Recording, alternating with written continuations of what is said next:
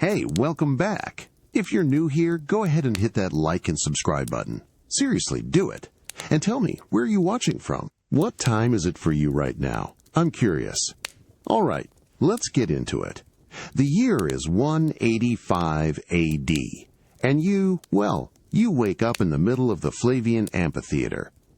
You're in the very heart of the Rome Colosseum, though you don't quite grasp that yet. One moment, you're tracking faint energy signatures in the cold, familiar void of space, the low hum of your Various suit, a constant, reassuring companion against the cosmic silence. The next, a blinding, searing white flash explodes, consuming your vision entirely. It's not just light. It's a physical force, tearing through your systems, overwhelming every sensor. You feel it in your very core, a raw, primal jolt that rattles every circuit, every bone. Your breath hitches inside your helmet, a sudden, sharp intake of air. Then, no way BAM, no way. A violent, jarring impact. Your entire suit, your body within it, slams against something brutally hard, unyielding. A choked grunt escapes your processors. Before you can even register the pain, there's another sound, sharp and deafening. A clang. A resonant, metallic shriek that echoes in your head. The unmistakable, heavy sound of Durasteel power armor. Deck of your armor, scraping, grinding, groaning against ancient, sun-baked rock. You've landed. And it wasn't graceful. A cloud of ancient dust, thick and ochre red, explodes around you. It's gritty, earthy, yet with an odd, metallic tang that somehow penetrates your suit's environmental filters, making your internal sensors scream in protest. The fine particulate coats your visor instantly, blurring the world into a gritty, indecipherable smear. You can almost taste the millennia of decay, of forgotten lives, on your tongue. You're disoriented, your internal systems flickering wildly, struggling to recalibrate. The atmospheric pressure is wrong, the humidity unnervingly high, and the thermal readings are off the charts compared to the sterile environments you're accustomed to. A wave of nausea washes over you, a sudden rebellion of your biological core against this violent, unexpected transition. You push against the rough, uneven ground. It crumbles, a fine, sandy grit sifting through the massive digits of your gauntlet.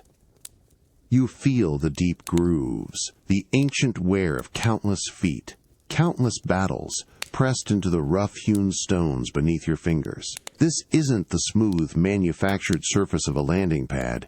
This is raw. Slowly, agonizingly, the dust begins to settle. Through the grime on your visor, massive, arching walls begin to materialize, clawing at the hazy, brilliant blue sky. They're crumbling, pocked with gaping holes, yet still impossibly vast, encircling you. Sunlight, harsh and yellow, spills through gaping cracks in the tiered stonework, illuminating billions of motes of dust, still dancing in the thick air, like tiny, frantic stars. Your power suit, usually a seamless extension of your will, feels alien, heavy, stuck. You try to flex your digits. A slow, grinding motion, like gears seizing. The familiar, deep hum of the environmental controls is muted, strained, barely a whisper of power. You realize you're sprawled in the middle of a colossal arena. Sand, not the fine, sterile sand of a training simulation, but coarse, deeply red-tinged, ancient sand, stretches out around you. And above, silent, menacing, rows upon rows of empty stone seats ascend, spiraling towards the heavens. A monumental, silent witness to something you don't yet understand. This isn't Zebes. This isn't even a space station. This is a collision. A high-tech enigma dropped into a world of crumbling stone and forgotten echoes. You wonder how many others have felt this sudden, brutal shift, this profound, undeniable dislocation, to be somewhere entirely new, entirely unplanned. The dust finally settles, but the air itself feels wrong. It's not just grit. There's an acrid, chemical bite to it, ancient and metallic, that somehow penetrates your suit's environmental seal. It scratches at the back of your throat, a phantom taste of something burnt, something long gone, yet stubbornly present. Your internal atmosphere processors flag it as an unknown composite, a complex cocktail of decay and mineral, almost like old blood mixed with iron rust and sun-baked earth. It hangs heavy, an invisible shroud that presses in around you, asserting its foreignness with every breath your suit filters.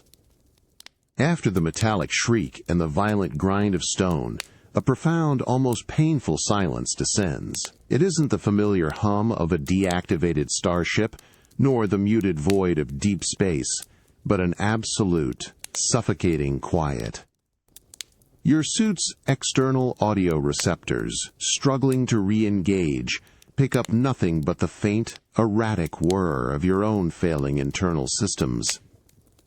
No wind whispering through the high arches, no distant rumble of machinery or ground tremors, no familiar chirps or clicks of native fauna.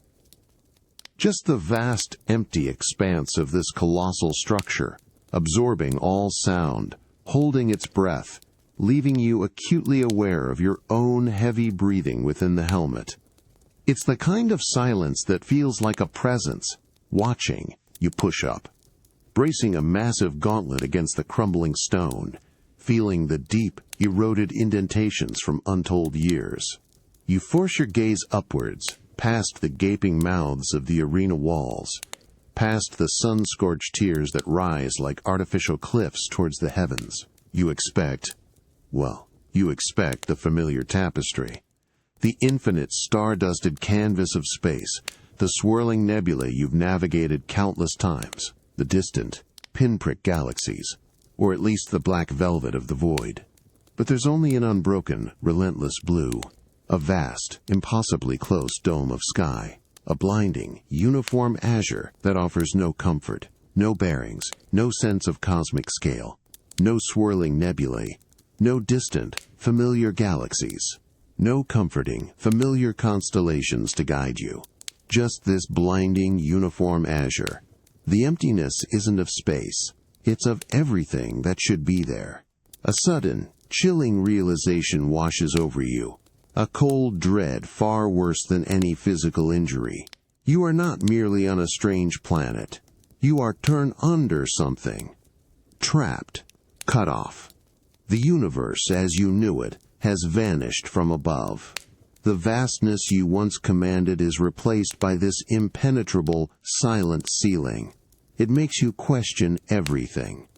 Your purpose, your journey, your very existence.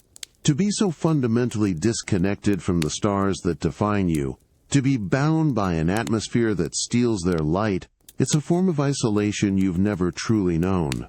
You are here, yet profoundly, terrifyingly, alone, beneath a sky that refuses to show you home. The searing heat of the arena floor vanishes as you slip into the shadows.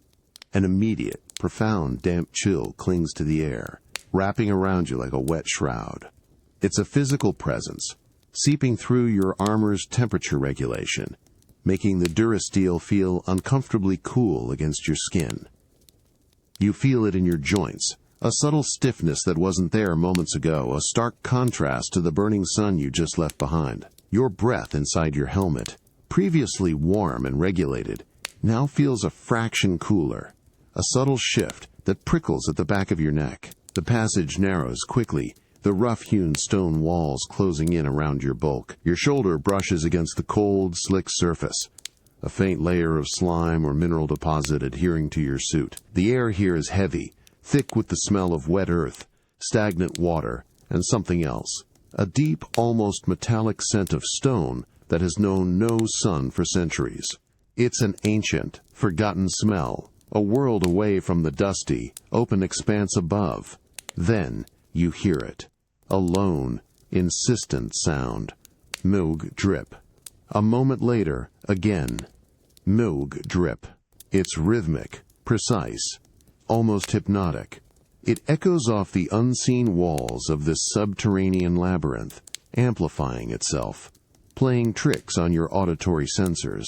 One drip, then another, joined by a more distant, lighter plink asterisk, then a soft, hollow splash from further down the corridor. It's the sound of unseen water, constantly, relentlessly, working its way through the very fabric of this ancient structure. It's everywhere and nowhere, surrounding you, a constant companion in the encroaching gloom. You activate your visor's low-light vision, the world shifting to a sickly green monochrome. Cracks spiderweb across the rough ceiling above, dark streaks of moisture tracing their paths, leading to the invisible source of that persistent drumming. Water glistens on every surface, making the stone appear slick and treacherous. Your heavy boot lands on a small puddle, sending ripples across the murky surface, disturbing the perfect reflection of your own helmet for a split second. The passage twists and turns, a confusing maze of interconnected tunnels and chambers, each one echoing with its own unique symphony of drips and trickles. You navigate carefully, your gauntlet occasionally scraping against a protruding rock, sending a shower of fine, damp dust to the ground. The darkness here feels complete, absolute, a heavy blanket that swallows light and sound, broken only by the incessant water and the low, strained hum of your suit. This isn't the vast, open terror of space, but a claustrophobic, earthen embrace. It makes you realize how utterly dependent you are on your technology, on light, on the very air you breathe, in a world that seems designed to challenge every assumption. Every step further in is a step deeper into the unknown, a silent testament to time's slow, unyielding work. The damp chill of the labyrinth is one thing, but as you move deeper, a new, unsettling sensation begins to prick at your biological core. Despite your helmet's advanced filtration, a faint, dry metallic taste seems to coat your tongue. It's subtle at first, almost imperceptible, a ghostly echo of iron and old calcified stone. It's not just the external air, it's as if the very essence of this ancient, subterranean world is seeping into you, a constant, gritty reminder of where you are. Every time you swallow, it's there, a dry, almost chalky residue that speaks of millennia of slow decay, of untold tons of earth and rock pressing down. That weight. It's not just an idea, it's a tangible, pressing force. You feel the crushing earth above you, a colossal, invisible mass that presses down from every angle. It's in the way the air feels dense, heavy, almost viscous. It's in the low, continuous groan that reverberates through the very bedrock beneath your heavy boots, a sound so deep it bypasses your audio sensors and resonates directly in your chest plate. You instinctively look up, even though there's nothing but solid, unyielding stone inches above your visor, slick with seeping moisture. You feel the immense, indifferent pressure of the ground, of the arena, of the entire ancient city, stacked like a monstrous tomb above you. It's a physical sensation, an invisible hand pushing down, trying to make you smaller, to pin you in place. Your suit, usually a bastion of strength and invincibility, now feels like a sealed sarcophagus. The confined spaces, the ever-present, unwavering stone walls that hug your armor, they begin to trigger something primal, something deep within your biological systems that technology can't fully suppress. A knot tightens in your gut. This isn't the open, infinite blackness of space, where even danger feels expansive. This is entrapment. True, visceral entrapment. You feel the urge to push, to burst through the walls, to claw your way out, to find an open sky, any open sky, Your energy reserves are critically low, a constant, nagging red flicker on your internal display. The thought of running out of power here, in this suffocating, buried world, triggers a cold sweat that prickles beneath your suit's environmental controls. You feel your own pulse quicken, a rapid thrumming in your ears. Every shadow seems to deepen, every turn more menacingly restrictive. This vast, intricate network of tunnels, once a potential refuge, now feels like a complex, inescapable trap. The sheer indifference of these ancient stones, their enduring presence through ages, makes your own technologically advanced existence feel fragile, insignificant. In the face of this crushing, primal darkness, all your power seems to matter less than the desperate, silent cry of a creature trying to escape being buried alive. You emerge from the damp, whispering darkness of the hypogeum, blinking against the sudden, brutal assault of the midday sun. It's like stepping out of a deep-freeze unit directly into a furnace. The heat isn't just warm. It's a searing, oppressive weight that presses down on your armor, making the durasteel radiate heat against your internal cooling systems. Your visor flares, struggling to adjust, momentarily blinding you with an explosion of pure white light. The air immediately feels thin, dry, and hot, sucking the moisture from your suit's internal environment with a startling efficiency. Your boots crunch on the dry, sun-baked earth of the arena floor. The ground here is utterly desolate, cracked and parched, stretching out like a vast, empty canvas. You scan the expanse, your eyes, or rather your optics, adjusting to the intense glare. And then you see them, everywhere. Dark, irregular stains mottling the ochre-red sand. Like ancient, forgotten wounds, they're not just shadows. The sunlight, so fierce and uncompromising, mercilessly illuminates them, giving them a haunting, almost wet sheen, despite the overwhelming dryness. You kneel, extending a gauntlet, your suit's advanced spectral analysis systems kicking in without conscious thought. The readings come back instantly, unequivocally.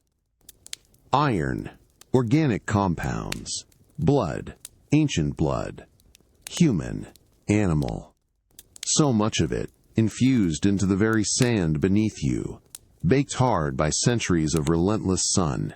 It's not fresh, not even recent, but its presence is palpable, a silent scream etched into the earth. It gives the air a faint, almost imperceptible metallic tang, a memory of violence carried on the dry breeze. You can almost feel the weight of countless unseen eyes from the empty tiers above, watching, judging, relishing. The heat feels heavier now, loaded with this new understanding.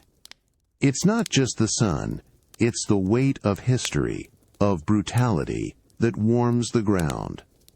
The arena isn't just empty, it's hollowed out by echoes of the past, filled with the ghosts of forgotten struggles.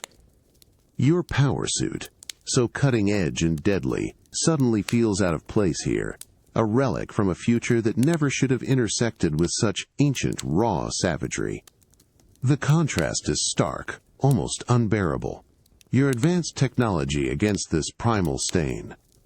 You realize this isn't just a place of power, it's a monumental tomb, and you're standing on the graves of untold suffering, caught in the eternal, searing glare of its history. The searing heat of the arena floor gives way to a new kind of intensity as the wind picks up. It's not a gentle breeze, it's a dry, hot gust that whips across the vast expanse, kicking up clouds of fine, ancient dust. This wind doesn't just move air, it seems to carry something else, something intangible but profoundly felt. It snakes through the broken arches, whistles through the crumbling vomitoria, and moans around the desolate tiers of the grandstands. As it washes over your power armor, you feel an inexplicable tremor. It's not a physical vibration from the wind itself, but something deeper, a resonance that seems to penetrate your suit's advanced sensory shielding and settle directly into your bio-integrated systems. It's a profound, internal ache, as if the very air itself remembers. Your internal audio processors register no distinct sound beyond the wind's natural howl, yet a cold wave of gooseflesh prickles your biological skin inside the suit. You feel it in your gut, a visceral clenching. It's the phantom echo of countless voices, a collective silent scream of fear, agony, and raw, primal emotion carried on an ancient, invisible current. You turn your gaze towards the towering, crumbling grandstands that encircle you, tier upon tier of empty stone seats rising towards the unyielding blue sky. They're not just abandoned architecture, they feel like fossilized witnesses. Every eroded block, every worn step, seems etched with the memory of a million eyes, a million gasps, a million roars of bloodthirsty approval.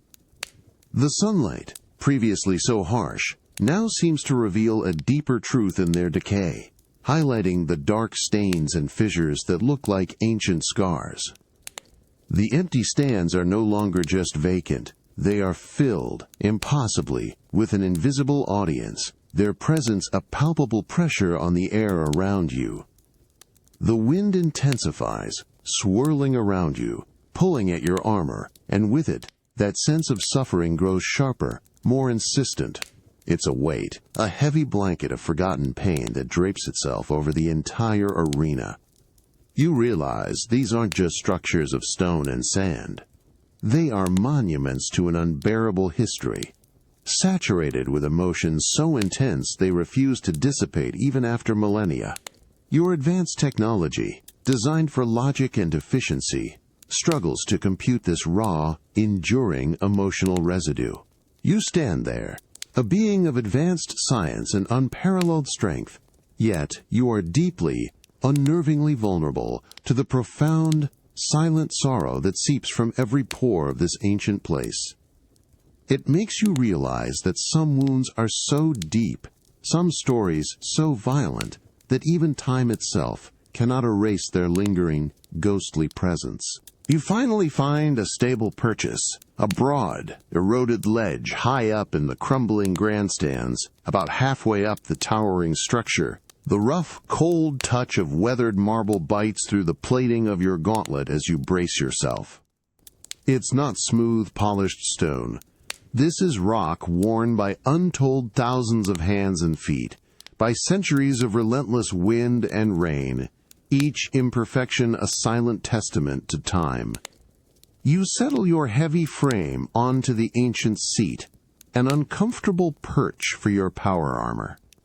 The cold seeps through the dura steel, a deep, persistent chill that contrasts sharply with the blistering sun still beating down on your helmet, reminding you of the stark temperature shifts you've endured. You shift your weight, trying to find a more balanced position, the metallic groan of your suit echoing faintly against the hollow air of the stadium, a sound that feels entirely out of place here. From this high vantage point, the arena below sprawls out like a colossal sun-baked wound in the earth. The reddish sand, still tinged with the metallic memory of ancient blood, stretches wide, marked by the faint tracks of your own heavy boots, leading back to the dark mouth of the hypogeum. But your gaze drifts further, past the shattered pillars and the gaping mouths of the lower arches, past the outer wall's jagged teeth that gnaw at the horizon. Beyond the colossal broken ring of the Colosseum, a world entirely alien to your understanding unfolds. It's a city, vast and sprawling, a panorama of low-slung terracotta roofs and pale, sun-bleached stone buildings that seem to melt into the hazy, dusty distance. There are no towering spires of durasteel, no pulsating light traffic, no sleek, aerial conveyances cutting through the boundless blue sky. Instead, Smoke plumes lazily from distant chimneys.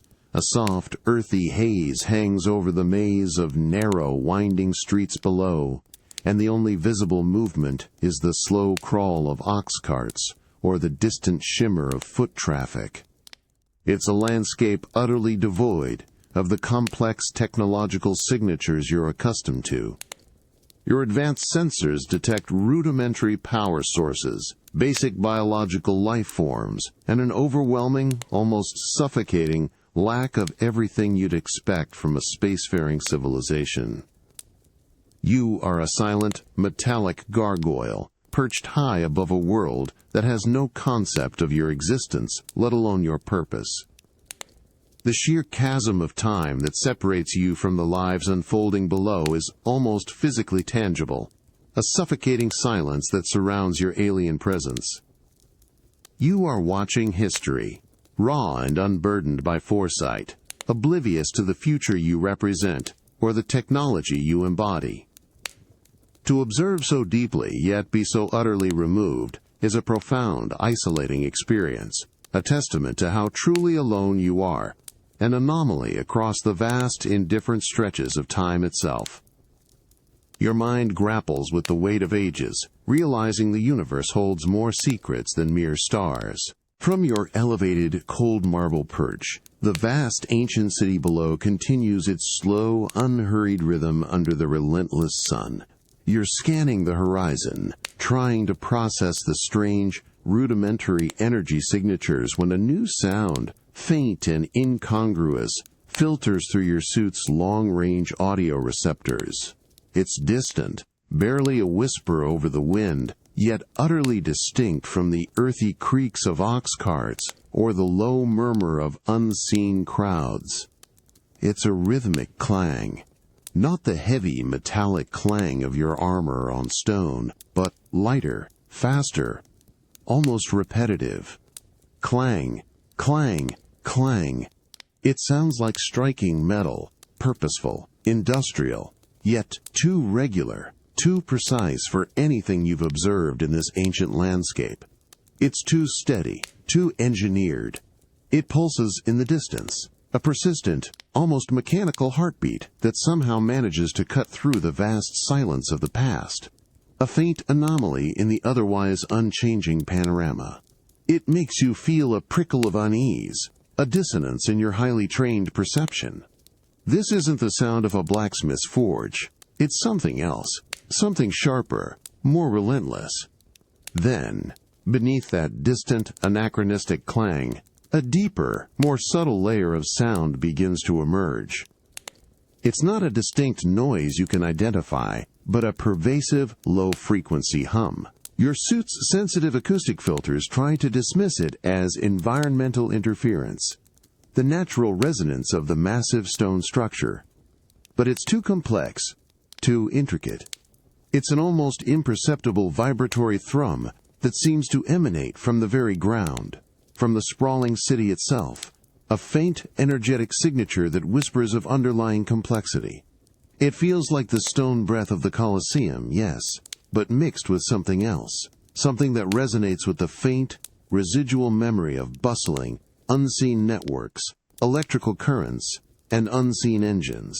It's a bizarre sensory cocktail, the brutal silence of ancient history, punctuated by this distant, rhythmic industrial clang, all overlaid with a ghostly, resonant hum that seems to suggest a different reality entirely.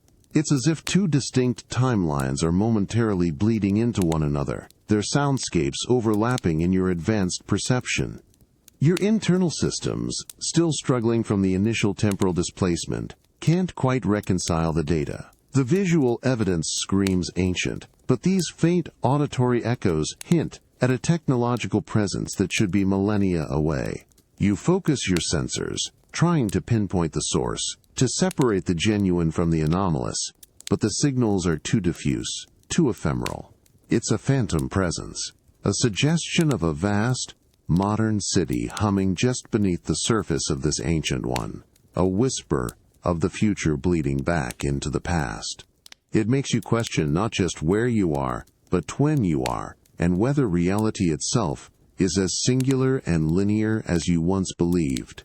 You find yourself suspended in a strange temporal echo chamber where the past and future intertwine in a confusing, almost unsettling chorus. The low, steady hum of your Variasuit, usually a reassuring thrum of power and readiness, has devolved into something far more unsettling.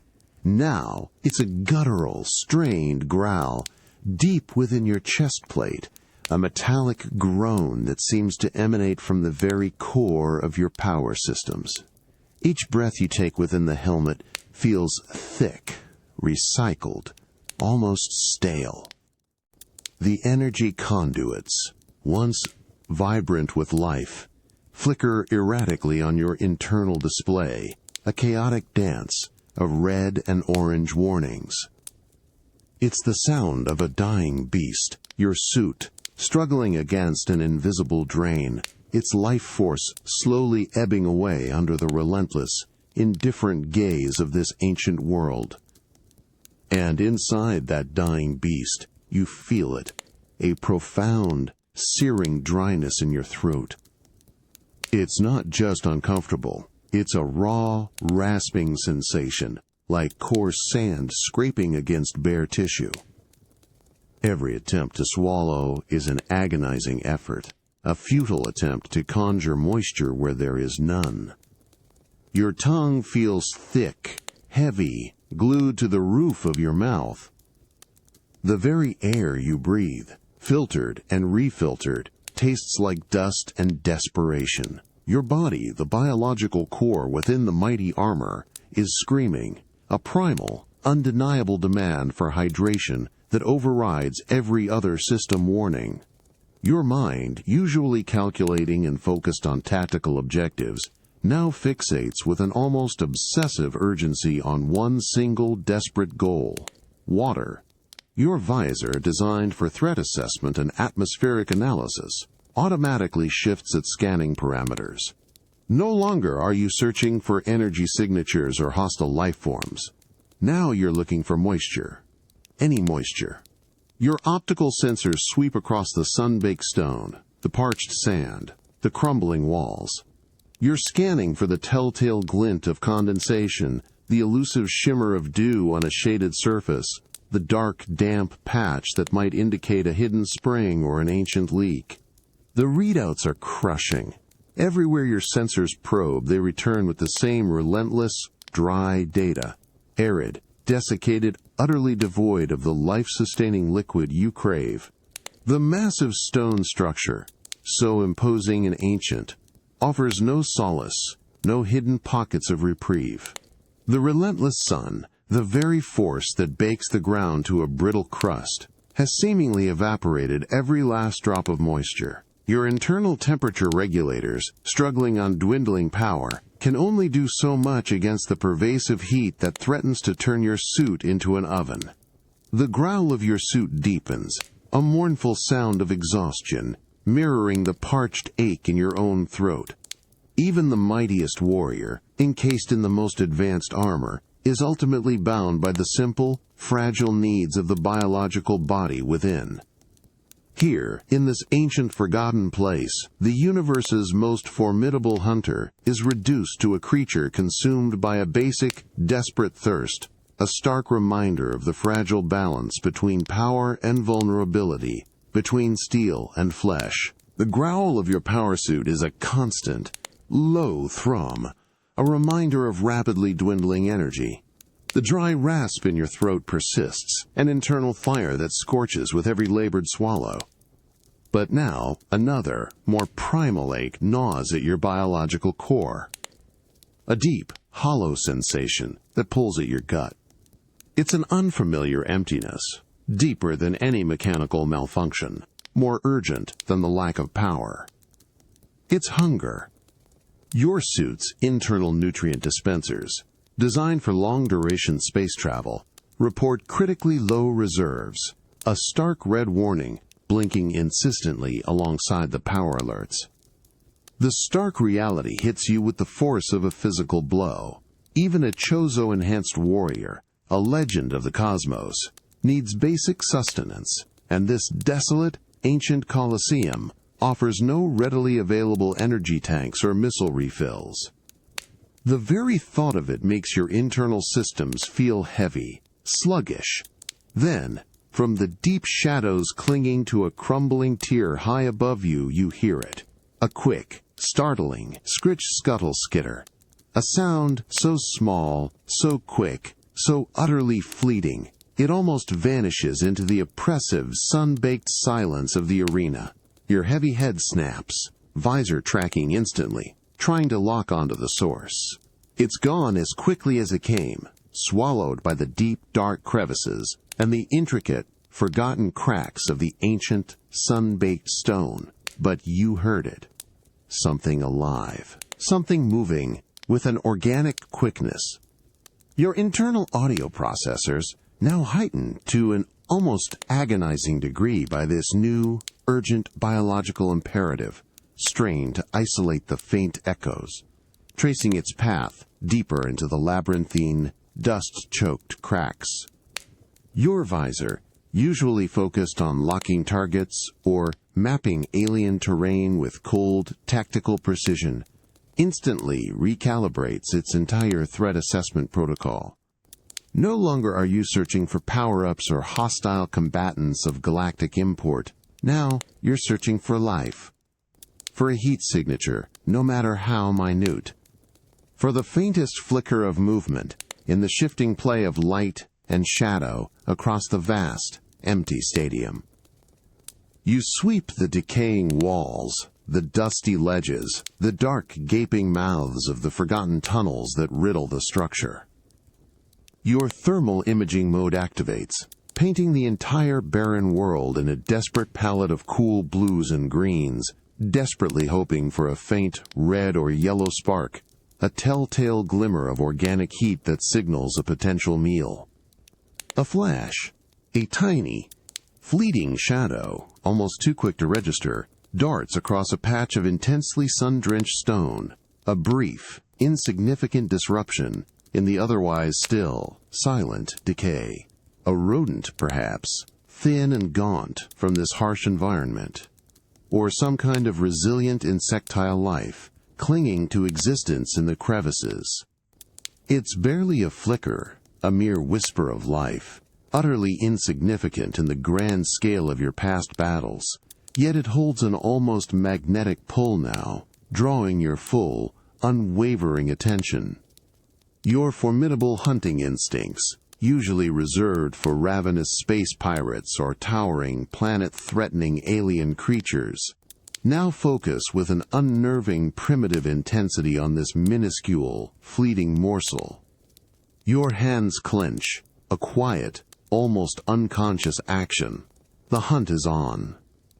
Not for power, not for vengeance, not for the fate of a galaxy, but for sheer, unadorned survival. It's a humbling, almost terrifying realization that reverberates through your very essence. Here, in this ancient forgotten arena, the apex predator of the galaxy finds itself reduced to a primal hunter, a stalker of the smallest, most insignificant life forms. You are driven now by the most fundamental, universal demand to simply exist, to prolong the flicker of life within the suit, even if it means chasing shadows and echoes in a world that has stripped away all grandeur, all purpose beyond the next heartbeat. You stand in the arena's heart, the ceaseless sun baking the ground beneath your heavy boots. The air shimmers with heat, distorting the vast, empty space. Your suit's internal cooling systems are fighting a losing battle against the oppressive warmth, but something else now pushes through the environmental filters. A different kind of heat. It's a phantom sensation, a raw, primal energy that feels like it's resonating directly from the ancient stones themselves, vibrating up through your durasteel armor. Then, you hear it, not with your audio sensors, but with an echo in your very bones. A sharp, resonant time 90 chain. It's the phantom sound of steel on steel, a brutal, metallic kiss that hangs in the air, impossibly vivid. Then another, a frantic parry, a heavy clang as shield meets blade. It's not just a sound, It's a vibration, a memory of impact that pulses through the ground, up your legs, and into your core. Your optical display, still scanning the empty, blood-stained sand, seems to overlay spectral blurs of figures, moving with desperate, brutal grace, their movements conjured from the very history steeped in the earth. You can almost feel the jarring recoil of a heavy blow, the desperate lunge, the precise, deadly thrust. As the imagined clash builds, so too does another, more overwhelming presence. From the towering, empty tiers above, a low, guttural murmur begins to rise. It's not a single voice, but a vast, undulating swell of human sound, a collective, animalistic groan that deepens, intensifies, becoming a roar. It's the roar of thousands, tens of thousands, their collective breath, their bloodlust, their agony and elation, manifesting as a pressure in the air. It presses down on you, heavy and stifling, a visceral wave of forgotten emotion that feels almost physically present. Your suit's atmospheric sensors register only the dry, hot air, yet you feel an inexplicable lack of oxygen, a sudden, desperate urge to gasp. The roar crescendos, a thunderous wave that seems to shake the very foundations of the Colosseum. You instinctively brace yourself, your power arm cannon twitching, ready to respond to this overwhelming, invisible threat. It's a sound that should shatter stone, yet it echoes only in your mind, a haunting, overwhelming symphony of a bygone era.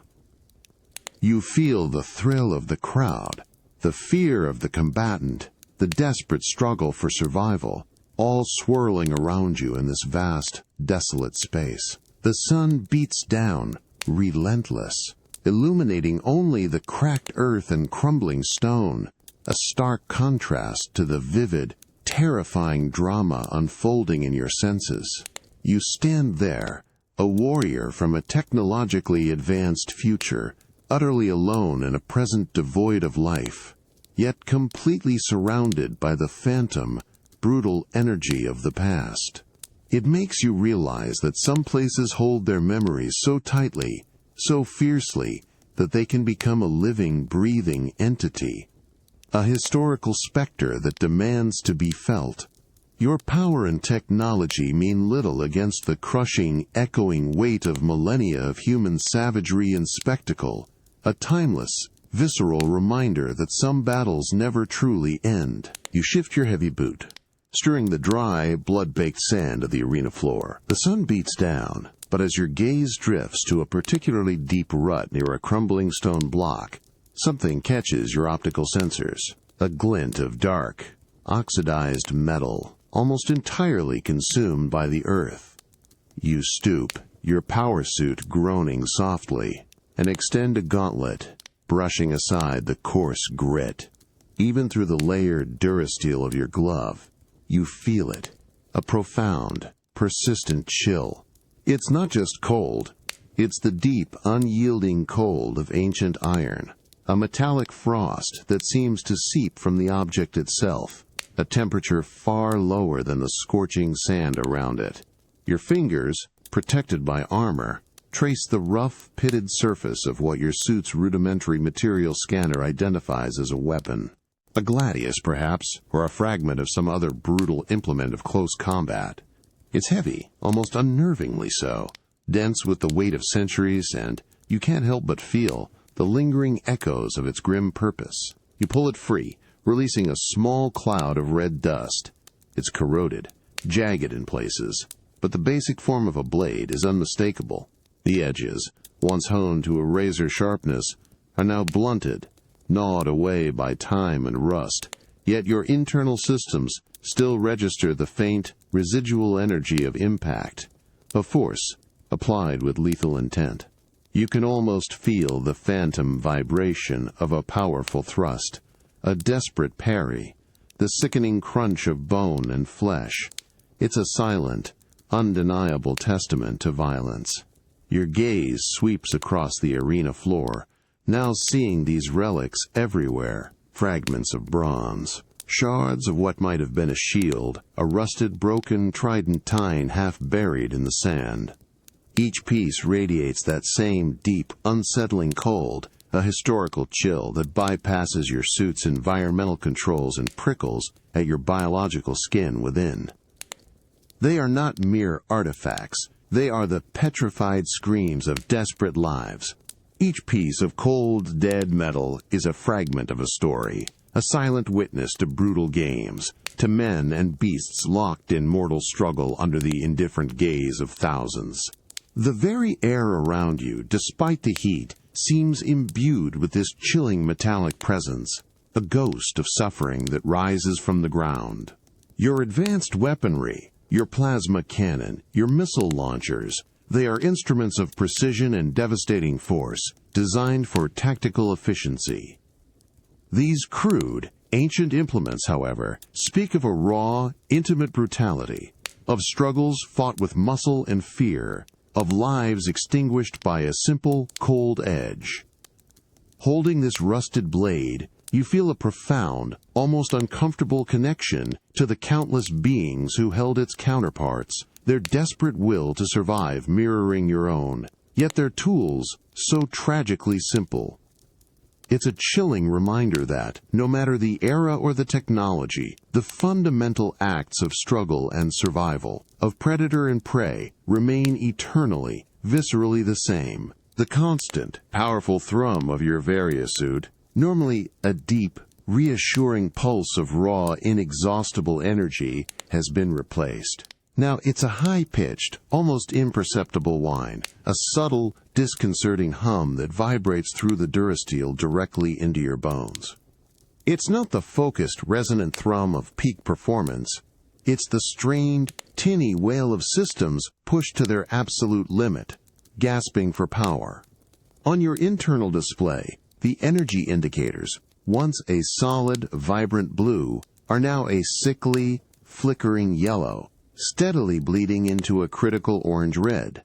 Each blink of the display is a stark reminder, a slow, agonizing countdown. You feel it in the sluggish response of your servo motors. A simple turn of your head, a lift of your massive arm cannon, now requires a fraction more effort, a slight, almost imperceptible drag against the finely tuned mechanisms. The familiar, effortless grace of your movements is replaced by a subtle heaviness, a resistance that wasn't there before. Your internal environmental controls, usually keeping your biological core at optimum temperature, are now struggling. The searing heat of the arena presses in, making the air inside your helmet feel warmer, thicker, less efficiently recycled. A fine sheen of sweat, a sensation almost alien to you and your suit, prickles at your skin. This vulnerability, this gradual erosion of power, is an experience utterly alien to your advanced technology, to your very being. Your Chozo-engineered armor is designed for self-sufficiency, for relentless operation across hostile star systems. To feel it falter, to sense its fundamental energy supply dwindling, is to confront a weakness you've rarely, if ever, known. It's not just a mechanical issue, it's a profound, existential threat. Your very identity, your power, your ability to survive and overcome, is intrinsically linked to the energy flowing through these systems. A flicker. Your main visor display briefly glitches, a rapid cascade of static across the screen before quickly correcting itself. It's a momentary blackout, a stark, terrifying preview of what full depletion would mean. The low hum in your chest plate becomes more pronounced, a desperate, almost pleading sound. Your internal processors, usually running countless computations effortlessly, are now prioritizing, dropping non-essential functions, struggling to maintain core life support and mobility. The massive, unyielding stone of the Colosseum, with its ancient, silent indifference, seems to absorb every last watt of your dwindling energy, offering no solace, no source of replenishment. You are a highly advanced machine running on fumes, a godlike warrior reduced to a fragile, mortal state. This isn't a battle against an alien foe.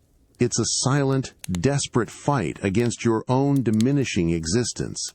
A chilling realization that even the most powerful technology can be brought to its knees by the simple, brutal reality of finite resources in a hostile, indifferent world. The low, strained hum of your various suit is a constant, grating presence, a symphony of failing systems. Your internal display flickers with critical warnings, each one a sharp stab of anxiety. You try to perform a simple system diagnostic, but the interface lags, resistant, barely responding to your neural commands. In this moment of stark vulnerability, your mind, usually so focused on the immediate threat, drifts. A phantom sensation washes over you, clear and vivid, as if you can actually feel it. It's the cool, smooth touch of a fully charged power cell.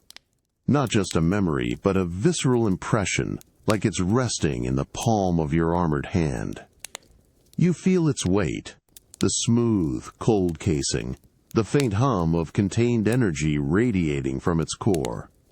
You can almost see the vibrant, luminous glow of its charge indicator, a perfect, steady green.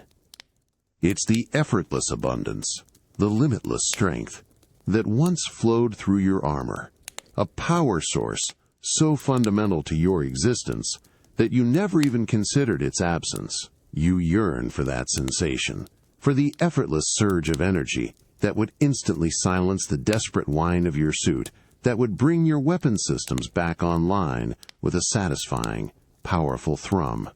And with that phantom touch comes another powerful, almost overwhelming surge of memory. Your starship. Not just an image, but the deep, resonant thrum of its engines. A gentle vibration that always accompanied your journeys across the galaxy. You remember the sterile, reassuring gleam of its interior. The banks of power conduits feeding endless energy into your systems. The automated nutrient processors. The familiar, comforting hum of its shield generators.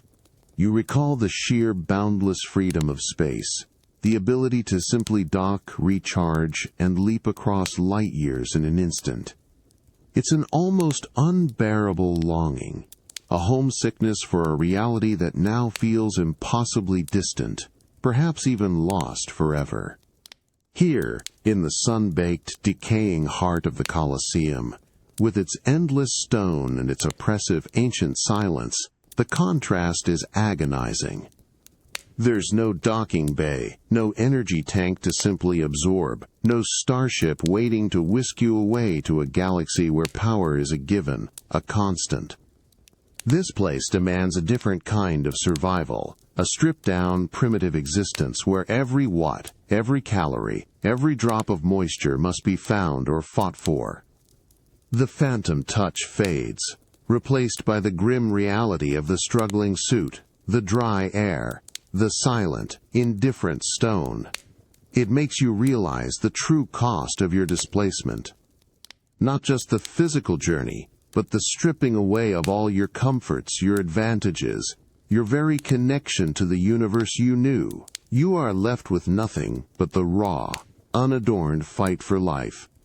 A profound testament to how deeply your identity, your power, and your will to survive were intertwined with the technological cradle that was your home. The relentless, dry wind whips a fine curtain of dust across your visor as you scan the ancient, decaying walls. Your internal displays continue to flicker with critical power warnings, a constant, nagging reminder of your vulnerability. But then, amidst the monotonous palette of ochre-red sand and sun-bleached gray stone, a sudden, almost jarring splash of color assaults your optical sensors.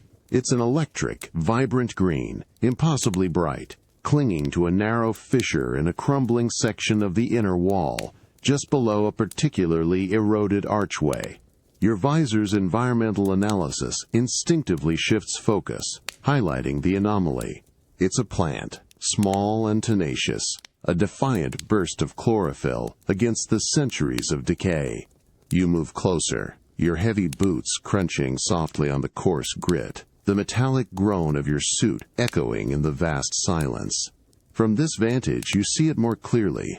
Its delicate, yet stubbornly firm leaves are a deep, almost luminous jade, unfurling from a hairline crack that spiderwebs through the rough, cold stone.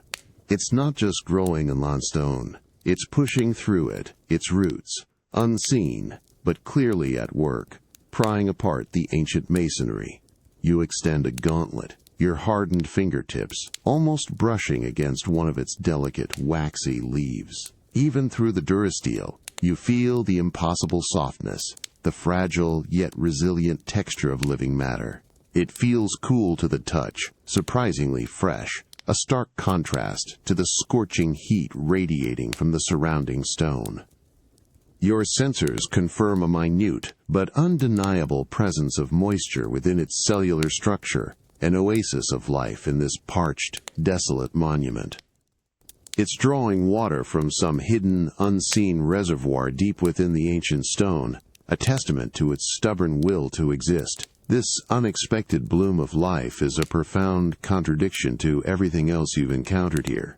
It's a silent, living rebellion against the overwhelming weight of history, against the arid conditions, against the inevitable march of decay. It's a tiny green pulse in a world of muted echoes and dying systems. You watch its almost imperceptible sway in the hot breeze, a delicate dance of survival. Its simple, relentless act of pushing through history, of finding life where there should be none, resonates deeply within you. It's a powerful, almost humbling reminder that even in the face of insurmountable odds, even in the heart of ancient ruins, life persists. It finds a way. And, perhaps, so can you. It's a quiet testament to resilience, a flicker of hope in a desolate world, a profound, unassuming beauty born from enduring struggle. The vibrant green plant, defying all logic, pulsates with a quiet, undeniable energy. As you lean closer, your suit's environmental filters, usually so good at stripping out extraneous odors, seem to surrender to a subtle, unexpected scent. It's an earthy smell, deep and rich, of damp soil and vibrant, growing things, impossibly potent amidst the pervasive dryness of the arena. It's a clean, almost sweet aroma that cuts through the metallic tang of ancient dust and the faint, coppery hint of old blood, a stark olfactory contrast that makes your internal sensors momentarily recalibrate. This isn't the sterile, processed air of your starship, nor the alien funk of a distant planet's flora. This is the scent of deep, organic resilience, a smell of life stubbornly, fiercely asserting itself against monumental decay. It's the smell of roots finding purchase in solid rock, of leaves reaching for light, of a ceaseless, unwavering cycle of growth and renewal playing out on a miniature scale. You almost feel a cool, invigorating breeze from it, a ghost of freshness in the baking heat. You follow the hairline crack where the plant has found its purchase, your visor's macro lens zooming in. Tiny tendrils, no thicker than a single hair, snake into the microscopic fissures of the ancient stone. They are relentless, persistent, prying apart millennia of calcified rock, slowly, inexorably, claiming a foothold. It's a silent, ceaseless battle, waged by something so small, yet so incredibly powerful. The stone, once an unyielding fortress, is slowly, patiently being conquered by this tiny burst of life. The sight, the smell, the sheer audacity of this tenacious plant triggers a profound realization within you. All around is the crumbling grandeur of a forgotten empire, a testament to human ambition and its eventual fall. Yet, this tiny green rebel demonstrates that life, in its most fundamental form, always continues. It doesn't care for empires, for battles, for the rise and fall of civilizations. It simply, Toki, is. It adapts, it finds a way, it cracks through history with an unwavering, quiet determination. In this moment, your struggling power suit, your dwindling energy, your profound isolation, all seem to diminish in the face of this simple, powerful truth. You, a creature of advanced technology and immense power, are witnessing the most basic, yet most profound, form of survival. The relentless cycle of life, finding its purchase even in the most barren and historically significant of places, serves as a powerful, unspoken challenge. If this tiny plant can defy centuries of decay, perhaps you too can find your own foothold in this impossible world and continue your own unwavering journey. It's a powerful, humbling lesson, one that transcends technology and time itself. The relentless, unforgiving sun, your constant adversary throughout the day, begins its slow descent. The blazing yellow light softens, bleeding into oranges and deep purples, painting the western sky in hues you haven't seen since that blinding flash. With the shifting light comes a profound change in the arena. The shadows, once small and sharp beneath the sun's harsh glare, now begin an elongated, sinuous dance across the vast, empty expanse. They stretch, distorting familiar forms into something entirely new and unnerving. The symmetrical, crumbling arches of the Colosseum, which provided little more than fleeting respite from the midday heat, now transform. Their shadows, cast long and thin across the blood-baked sand, become grotesque, towering figures. They writhe and twist, reaching out like skeletal fingers, grasping at the distant walls, climbing the tiered grandstands as if trying to reclaim their lost grandeur. You watch them, mesmerized, as their silent, creeping advance turns the familiar architecture into a landscape of menacing giants, silent sentinels, guarding the encroaching night. The temperature drops with a startling quickness, a sudden, chilling gulp of cool air after the day's oppressive heat. Your suit's internal systems, still struggling with dwindling power, labor to adjust, but a persistent, cold dampness begins to seep through the durasteel, making your joints feel stiff, your movements heavier. The air itself feels different now, not just cooler, but dense with a new kind of silence, a hushed anticipation that replaces the dry, ancient echoes of the day. The last rays of the sun, long and attenuated, pierce through the highest arches, casting dramatic, razor-thin lines of light that streak across the arena floor, momentarily highlighting pockets of deeper shadow. You feel an ancient, primal instinct prickle at your biological core. The cover of night, usually a tactical advantage in stealth operations, now feels like a profound vulnerability.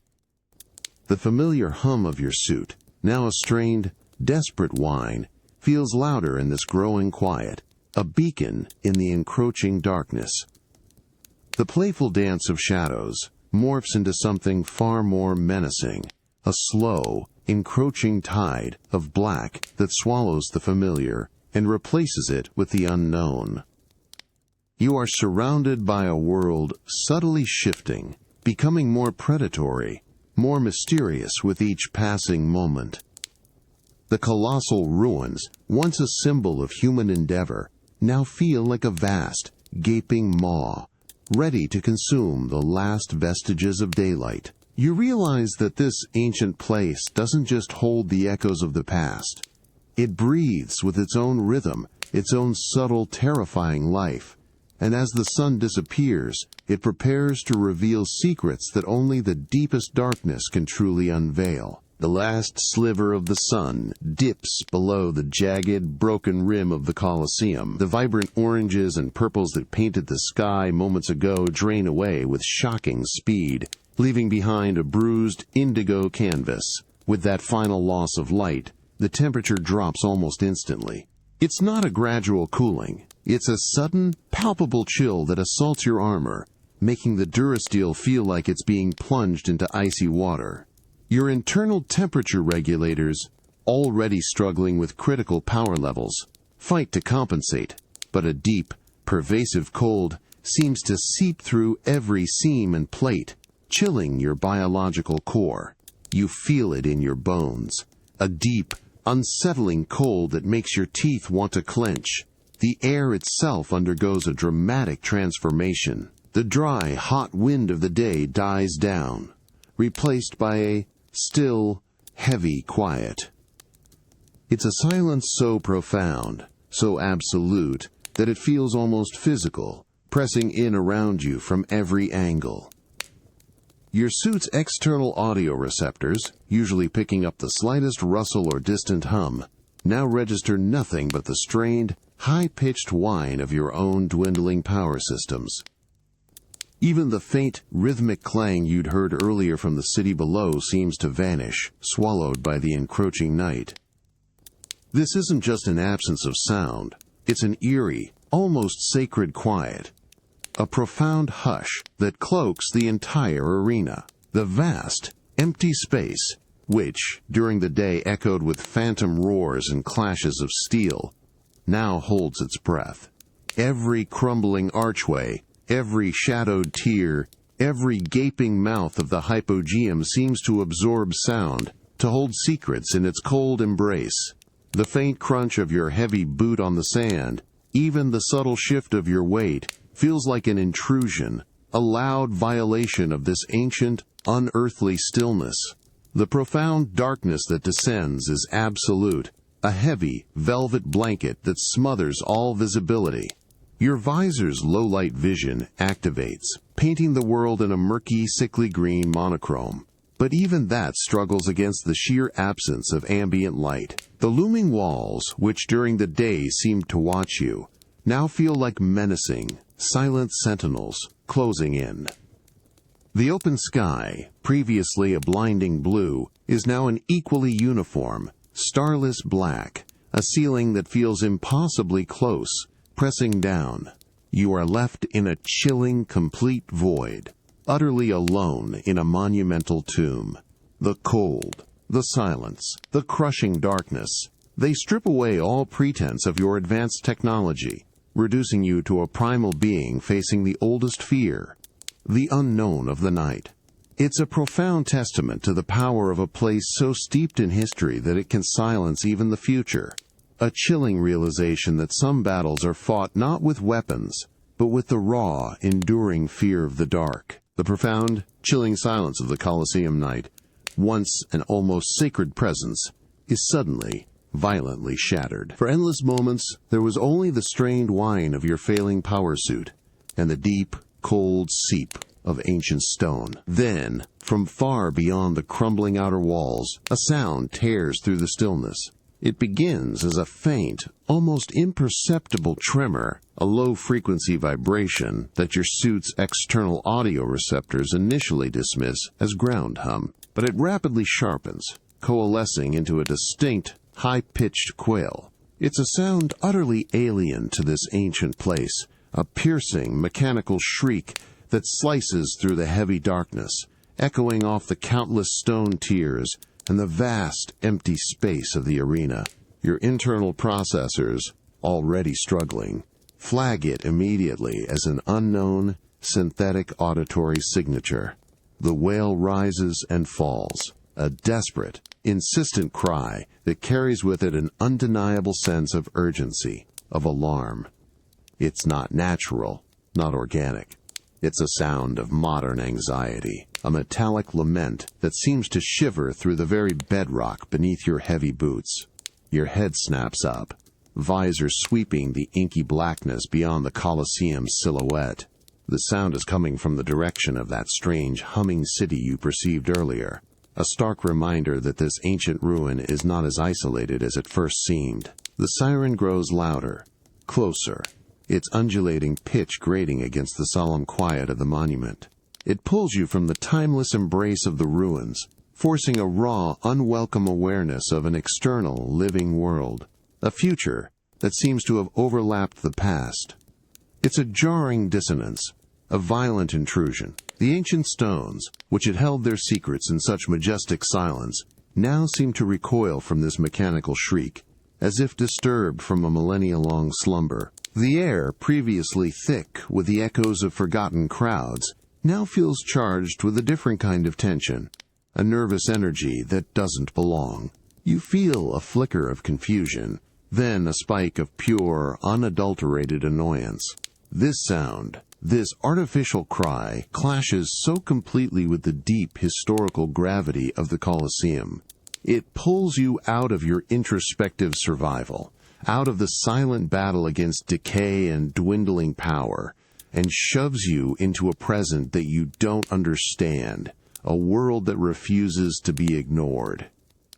The wail continues, relentless, a searing reminder that even in the heart of the deepest past, the relentless clamor of a different age can still break through.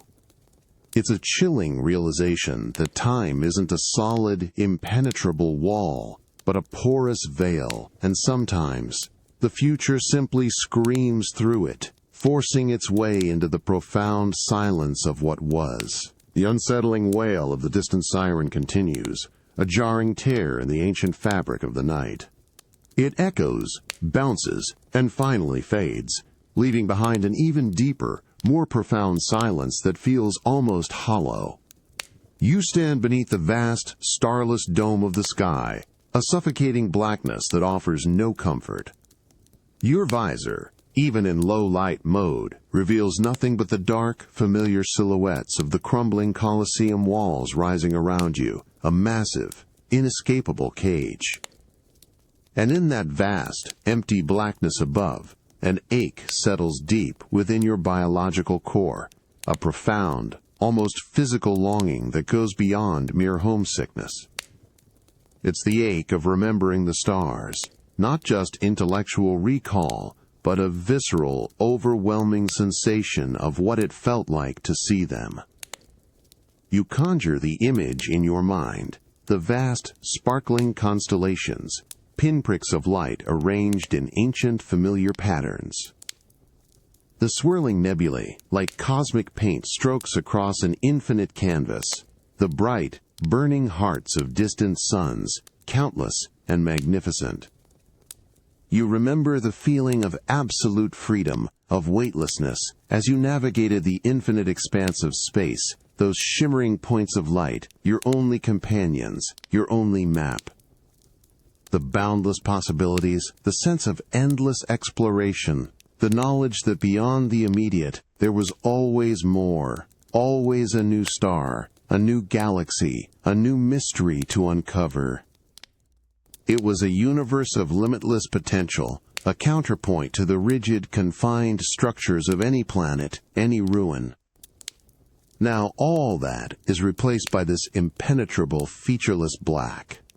No guiding constellations, no distant suns, no swirling cosmic dust to orient you.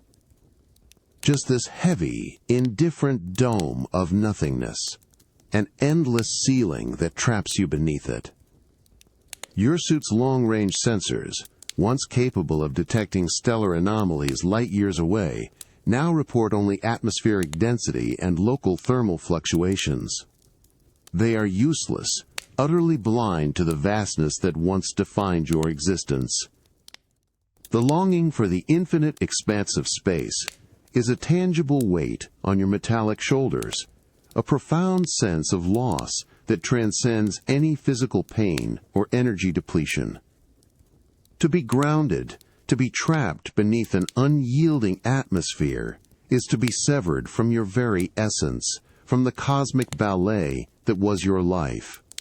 You are a creature of the stars, and this starless night is a prison. This deep, aching memory of the cosmos, of its boundless beauty and its comforting scale, serves as a brutal reminder of your displacement. You realize that true isolation isn't just about being alone. It's about being fundamentally disconnected from the very context of your being. Here, in this ancient Roman night, you are not merely a warrior.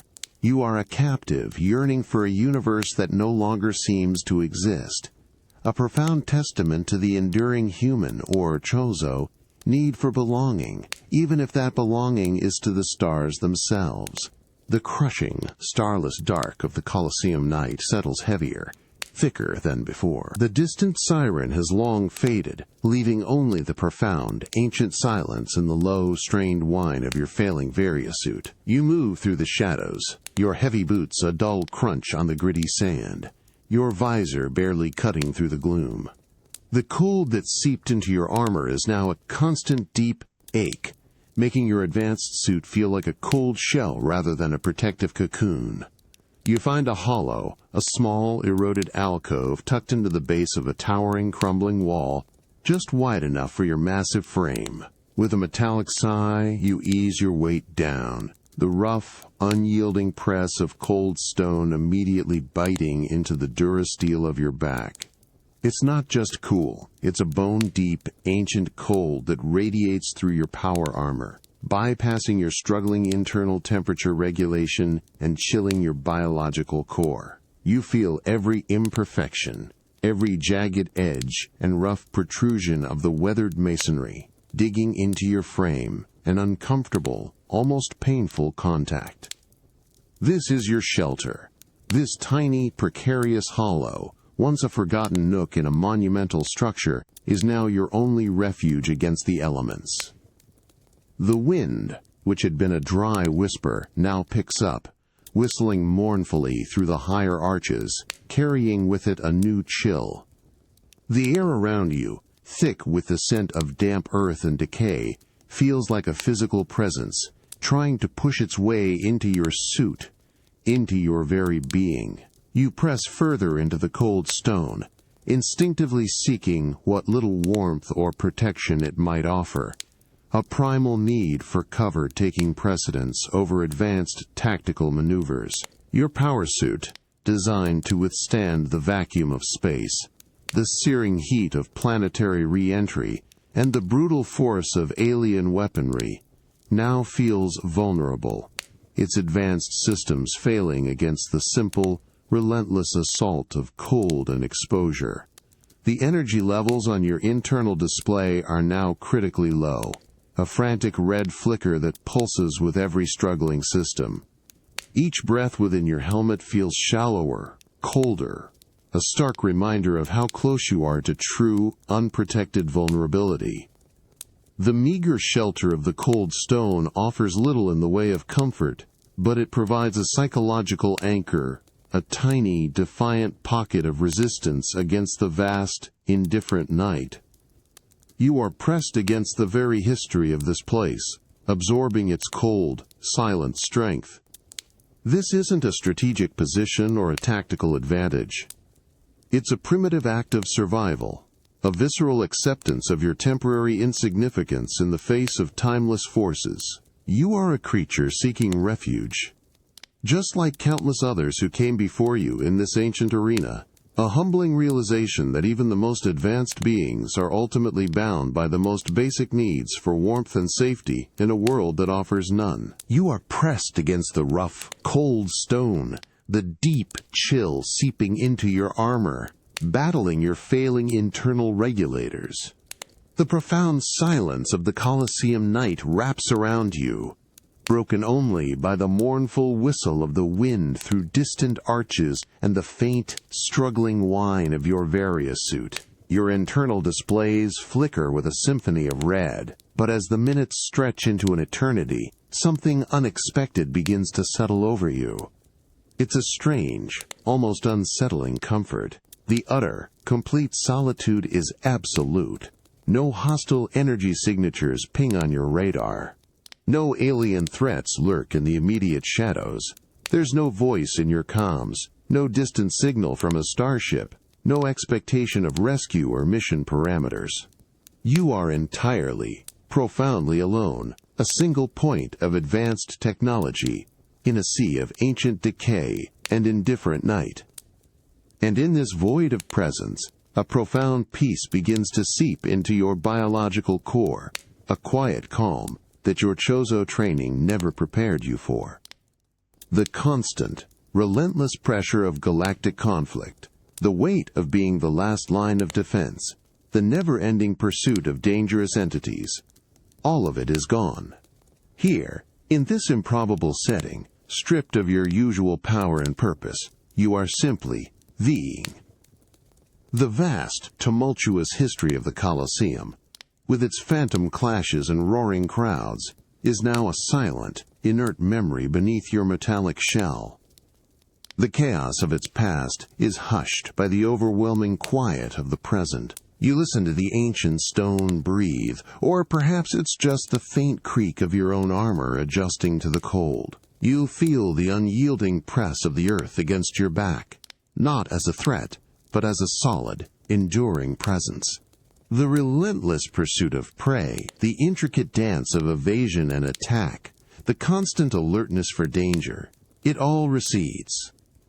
You are simply a being in a suit, sitting in the dark, connected to nothing but the cold stone beneath you and the quiet hum of your own failing systems.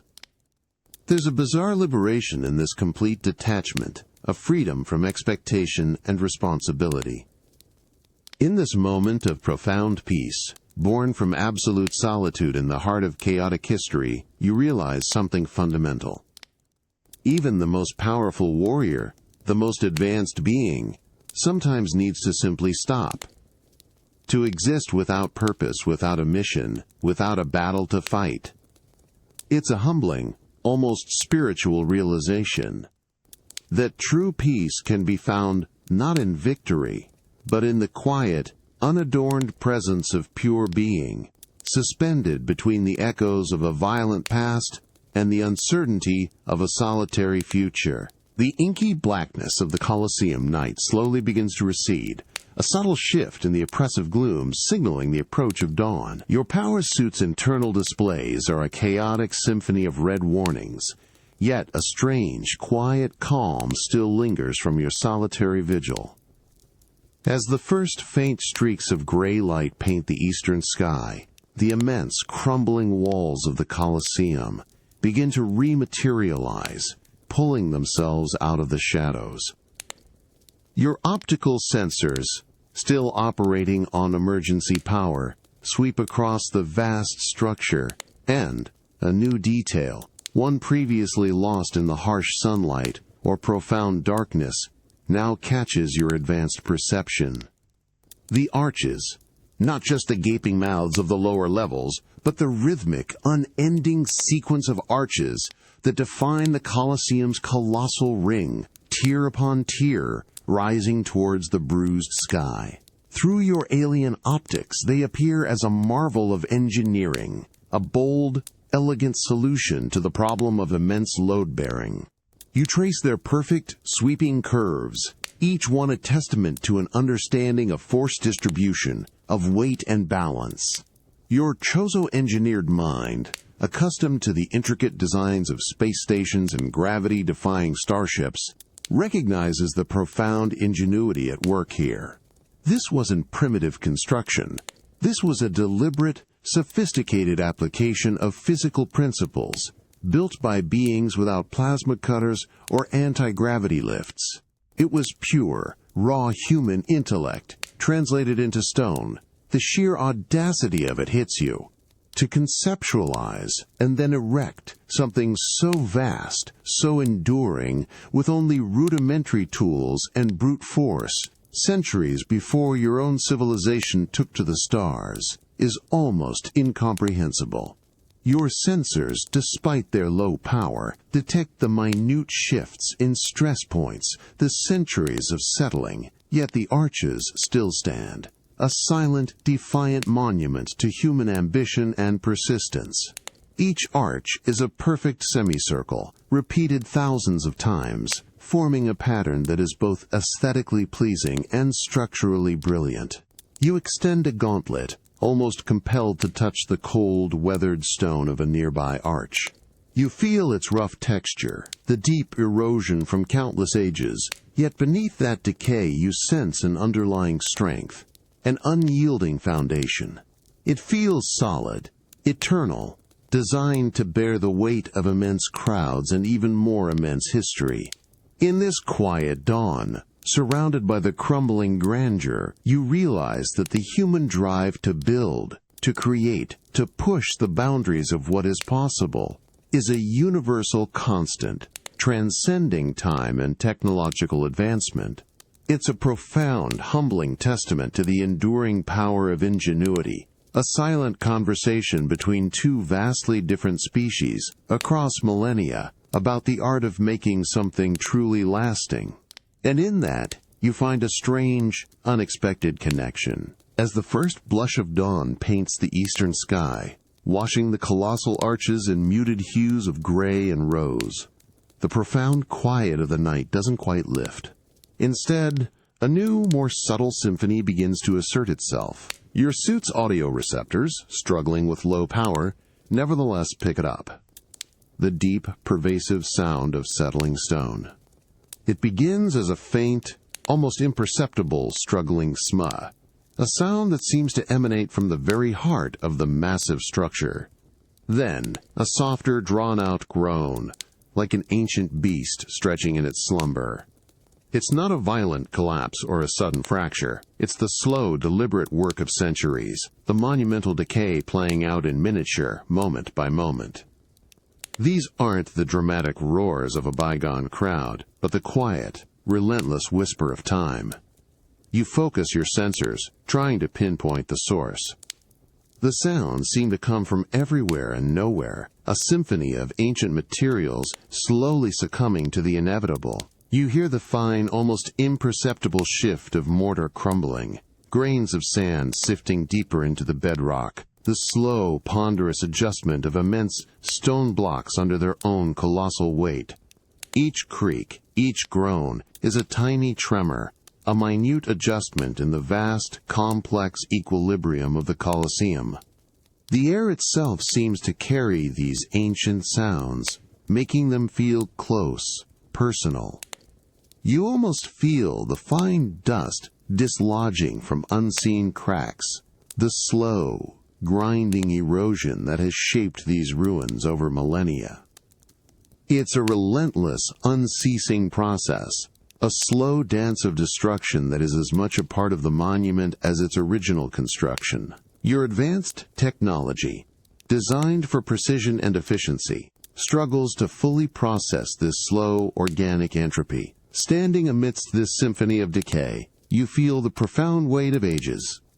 This isn't just a building. It's a living, breathing entity, slowly fading, gracefully dissolving back into the earth from which it came.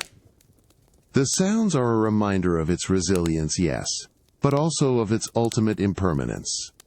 Even something built to last forever will eventually yield to the ceaseless march of time, to the patient work of wind, water, and gravity. You realize that even the most enduring creations, whether they are magnificent human structures or advanced Chozo technology, are ultimately temporary. They are all subject to the same relentless forces of change, the same slow, inevitable progression towards dissolution. This symphony of settling stone is a profound, humbling lesson in impermanence, a quiet testament to the universal truth that all things must eventually fade, leaving behind only echoes and the patient, unending work of the elements.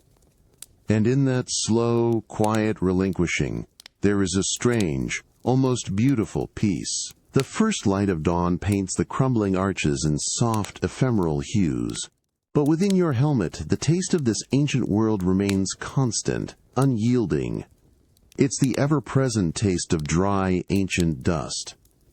Even with your suit's advanced filtration systems operating at their critically low capacity, that fine, gritty particulate seems to penetrate everything. It coats the back of your throat, a chalky, metallic residue that persists with every labored breath, every dry swallow. It's not just a momentary sensation, it's a constant companion, a ghost of millennia on your tongue. It tastes of pulverized stone, of baked earth, and a faint, almost imperceptible hint of iron, a memory of the ancient blood that soaked this ground. It's a taste that is both alien and disturbingly familiar, now an inescapable part of your very internal environment. Your biological core, parched and weary, registers it as an irritant, a perpetual reminder of the aridity that surrounds you. You try to clear your throat, a dry, raspy sound that barely registers within the helmet. the sensation only intensifies, the grit seeming to adhere more stubbornly. It's a physical manifestation of your precarious existence here, a constant reminder that you are a highly advanced organism stranded in a world that offers none of the technological comforts or environmental controls you once took for granted. This dust isn't just external, it feels like it's becoming part of you, seeping into your very being, blurring the lines between your technological shell and your biological core. As the sun begins its ascent, casting long, sharp shadows across the arena, you can almost see the microscopic particles dancing in the light, endlessly suspended, eternally present. They are a physical embodiment of the sheer, overwhelming age of this place, a constant, gritty whisper of history that you are forced to consume. Every breath draws it in, every swallow tastes it, a sensory assault that bypasses your armor and speaks directly to your vulnerable, biological self. This persistent taste of dry, ancient dust is more than just an inconvenience. It's a profound, visceral reminder of your current state. You are isolated, vulnerable, and struggling for basic resources in a world that seems actively designed to humble you. It makes you realize that survival isn't always a grand battle against a monstrous foe. Sometimes, it's a gritty, day-to-day grind against the most elemental forces, a constant, subtle reminder that even the mightiest can be brought low by something as simple and pervasive as dust. And yet, you continue to breathe, continue to move, carrying the taste of ages with you, a testament to an enduring, tenacious will to persist. The persistent, gritty taste of ancient dust clings to your tongue, a harsh reminder of your present precarious existence. But as the sun climbs higher, illuminating the vast, empty arena, another, more profound taste begins to emerge within you. It's a bitter taste, sharp and metallic, not from the air, but from within. It's the taste of past failures, of missions incomplete, echoing in the cavernous emptiness of the Colosseum. Your internal processors, sluggish and straining on critically low power, nevertheless bring forth fragments of memory. The desperate, final moments on Zebes, the chilling, silent loss of the Metroid hatchling, a sacrifice for the galaxy, yet a searing personal void. The countless encounters with space pirates, their endless schemes, their persistent threat that always seems to resurface. Each memory is a sharp, bitter pang, a reminder of the monumental stakes you once faced and the heavy cost of your triumphs, and indeed, your moments of inability. You feel the weight of those incomplete missions, the unresolved threats pressing down on you. The galaxy still needed you. The Metroid threat, though temporarily contained, was a constant, underlying fear. The Chozo prophecy, the legacy you carried, now seems suspended, frozen in time, utterly irrelevant in this ancient, forgotten corner of a world. Your very purpose, your unwavering directive as a galactic savior, now feels like a hollow echo in this vast, indifferent arena. The emptiness of the Colosseum seems to amplify these internal echoes, turning them into a resonant, almost audible lament. The silent tears, the blood-soaked sand, the crumbling arches, they become a backdrop for your own personal history of struggle and sacrifice, a monumental stage for your internal, unresolved battles. The past, your past, is not merely a memory, it's a living, breathing presence, a constant companion that weighs heavy on your armored shoulders. You clench your gauntleted hand, a futile gesture against the crushing weight of these internal ghosts. Here, stripped of your power, of your starship, of your immediate mission, you are forced to confront the core of your being, not just as a warrior, but as a being burdened by its history. This isn't the physical struggle for water or energy. This is a deeper, more existential battle against the memories that define you, against the profound sense of unfinished business that gnaws at your core. This bitter taste of past failures, echoing in the vast emptiness, makes you realize that true strength isn't just about overcoming external foes. It's about carrying the weight of your own history, of your triumphs and your losses, and still finding the will to move forward. Even a warrior without a mission, without a clear path, is still defined by the battles they've fought, and in that silent, internal acknowledgement, you find a profound, if painful, understanding of your own enduring essence. The sun climbs higher, baking the arena floor to a relentless, blinding glare.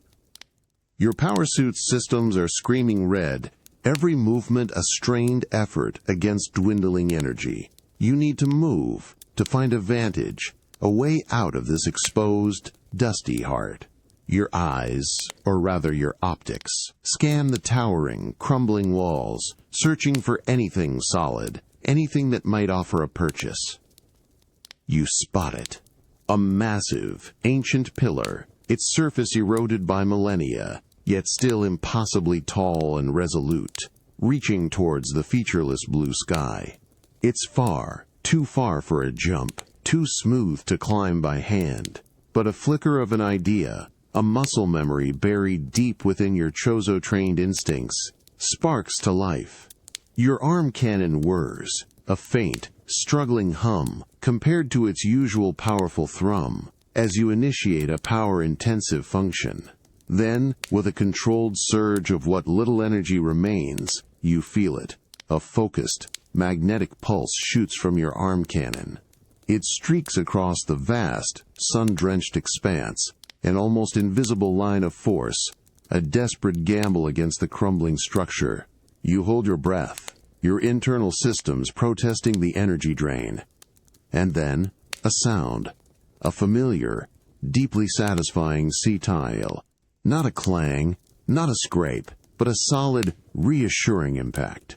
It's the sound of the grappling beam locking on, its magnetic clamp finding purchase, digging into the rough, weathered stone of the ancient pillar. A subtle tremor vibrates through your arm cannon, then through your entire suit, the feedback confirming the connection. It's a physical sensation of security, of grip, of a tenuous but undeniable link to something stable. The magnetic field hums, a low, powerful vibration emanating from your arm, pulling against the immense weight of your power armor. You feel the immense strain on the ancient pillar itself, a faint groan, echoing through the stone as it resists the powerful pull. Dust, fine and ancient, showers down from the impact point, illuminated by the harsh sunlight, a silent testament to the centuries of decay the pillar has endured. With a surge of effort, you initiate the retraction. The grapple cable tightens, taut as a steel beam, and with a familiar, controlled lurch, your heavy frame lifts from the baked sand. You swing across the vast arena floor, a pendulum of advanced technology soaring across a stage of forgotten history. The wind, dry and hot, whips past your visor, but now it feels like acceleration, not just an empty breath.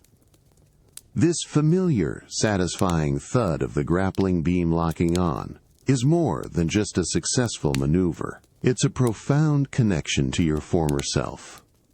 A momentary reclamation of your power and purpose in a world that has stripped it away.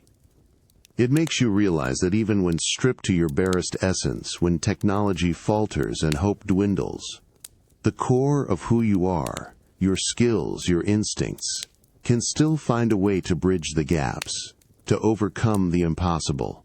It's a powerful testament to the enduring strength of skill and adaptation, even across the vast chasm of time. The grappling beam locks with that satisfying thud, and then, in an instant, the crushing weight of gravity seems to vanish. You feel the immediate, exhilarating lurch as your massive power armor is torn from the parched earth. One moment, your heavy boots are rooted in the ancient, blood-baked sand, feeling the heat radiate up through your soles. The next, you are airborne, swinging in a wide, sweeping arc across the vast, sun-drenched expanse of the arena. The wind, which had been a dry, static breath on the ground, now whips past your visor with a thrilling, almost violent rush. It tugs at your durasteel plating, a playful, powerful force that makes your internal gyros hum with effort, but in a way that feels utterly liberating. The sluggishness born from dwindling power, the pervasive sense of being pinned to the ground, all of it evaporates in this glorious, brief defiance of physics. Your biological core, usually so focused on survival, experiences a surge of pure, unadulterated exhilaration. From this aerial vantage, the Colosseum transforms. No longer is it an oppressive, unyielding cage. Instead, it sprawls beneath you, a colossal, breathtaking ruin, its broken grandeur laid bare. The towering walls, which seem to loom menacingly close, now recede, forming a dizzying, intricate pattern of arches and shattered tiers. You see the intricate layout of the hypogeum, a network of dark veins beneath the arena floor, the tiny figures of unseen life scurrying in the shadows. The sheer scale of the monument, previously so intimidating, now appears almost beautiful in its brokenness, a silent testament to a bygone era. You arc higher, the sun a blinding splash of gold on your visor, and for a fleeting moment, you are above it all. The sense of freedom is absolute, a visceral echo of the boundless void you once commanded. The heavy press of earth, the bitter taste of dust, the constant ache of vulnerability, all are momentarily forgotten, replaced by the sheer joy of unimpeded motion. A graceful dance in the air that contradicts your immense bulk. Your internal systems, still screaming red, push through their limitations, fueled by this pure, unadulterated experience of flight. Then, with a final, controlled swing, your heavy boots thud back onto a crumbling ledge high up on the grandstands. The impact jolts through your frame, bringing you back to the hard reality of stone and decay. The wind lessens, the exhilarating rush fades, and the weight of your armor settles once more. Yet, a residual hum of defiance lingers within you. That brief flight, that momentary escape from the Earth's relentless pull, proved that even when stripped of every advantage, even in a world that tries to pin you down, the spirit of movement, the yearning for ascension, can still break free.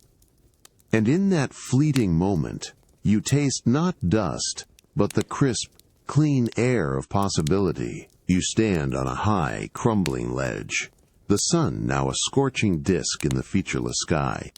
The faint exhilaration of your grappling beam quickly fades, replaced by the relentless heat and the ever-present, strained whine of your failing power suit. Your internal displays are a chaotic symphony of red warnings, demanding your attention. Yet something else, something far more primal, begins to stir in the vast, empty space around you. It's not a sound your audio sensors can detect, not a physical vibration in the stone. It's a phantom swell of emotion, a powerful, almost overwhelming resonance that permeates the very air, pressing in on your armor, on your biological core. It starts as a low, guttural murmur, a barely perceptible tremor in the ancient atmosphere. Then it builds, steadily, inexorably, into an immense, collective roar. It's the imagined roar of 100,000 voices. A wave of sound, powerful and visceral, that washes over you, carrying with it a dizzying array of emotions. Bloodlust, terror, exultation, sorrow, awe. You feel the collective gasp, the unified cheer, the horrified silence of a vast, unseen crowd. Your Chozo-trained mind struggles to reconcile this intense, invisible presence with the visual reality of utter emptiness. But the sensation is undeniable, so real it makes your internal systems flicker, overwhelmed by the sheer, raw intensity. The roar crescendos, a thunderous wave that vibrates through the very durasteel of your suit, making your armor hum with a resonance that is not its own. You instinctively tense, your arm cannon ready, muscles primed for an attack that never comes. This isn't a physical enemy you can blast, but a spectral assault of collective human emotion, ancient and profound, rising from the very stones. The sheer scale of it, the unimaginable number of individuals contributing to this phantom sound, is almost suffocating.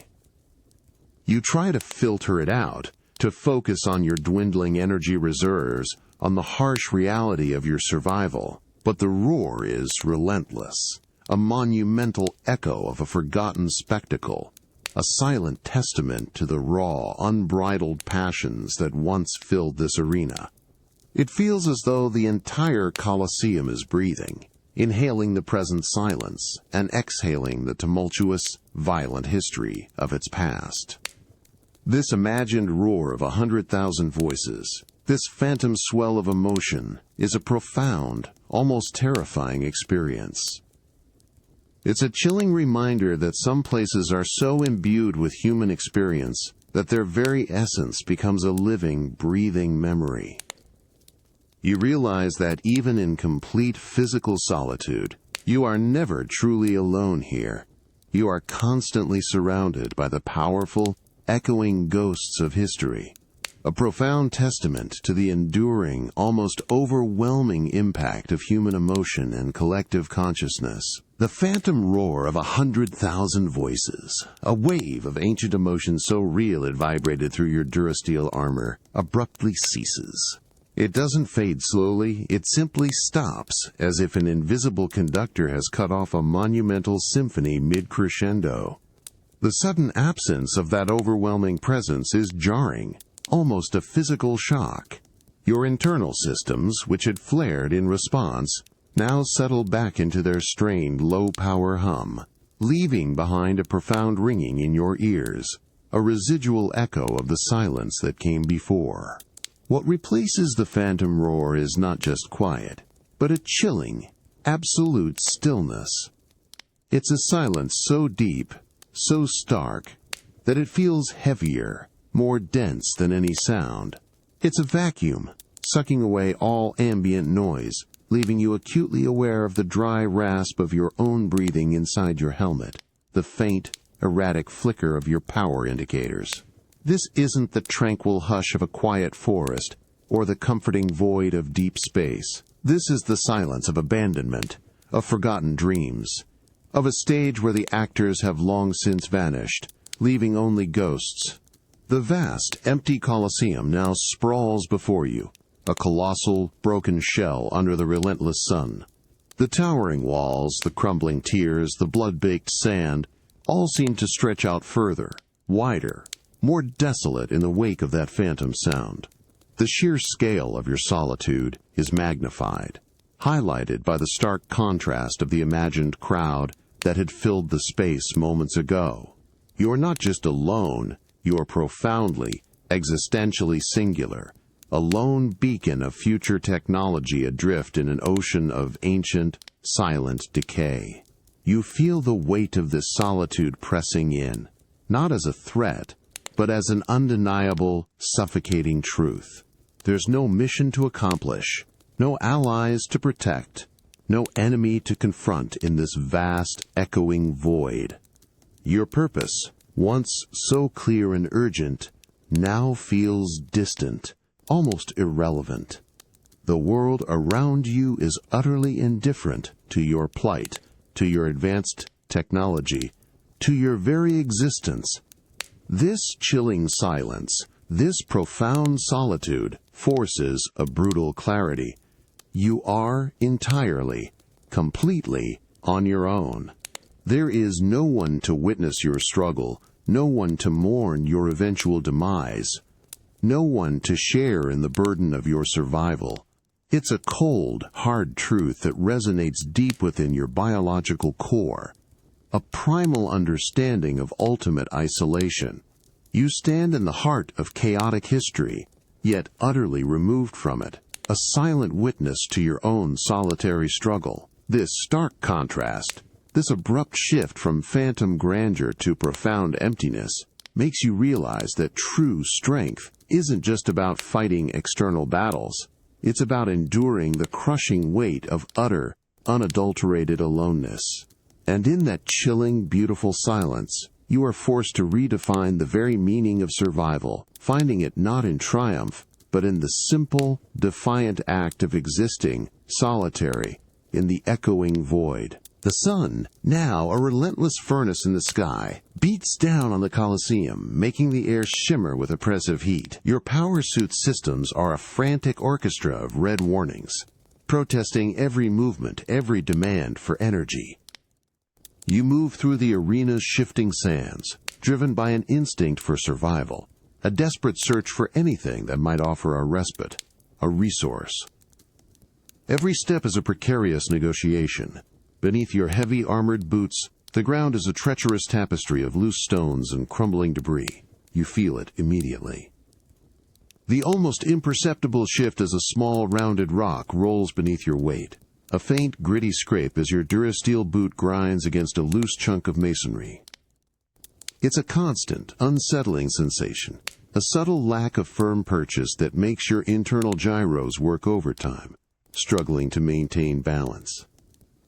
Your highly trained perception, usually focused on locking targets or mapping alien terrain, is now entirely dedicated to the ground beneath you. You scan for stable points for solid footing, but everywhere you look the surface is fragmented, eroded, an endless field of potential hazards. The dust, fine and ancient, rises with every uncertain step, a shimmering cloud of particulate that coats your visor, blurring your already compromised vision. A sudden, sharp clatter. A loose pile of small, flat stones gives way beneath your heel, sending a cascade of debris tumbling into a dark, unseen crevice.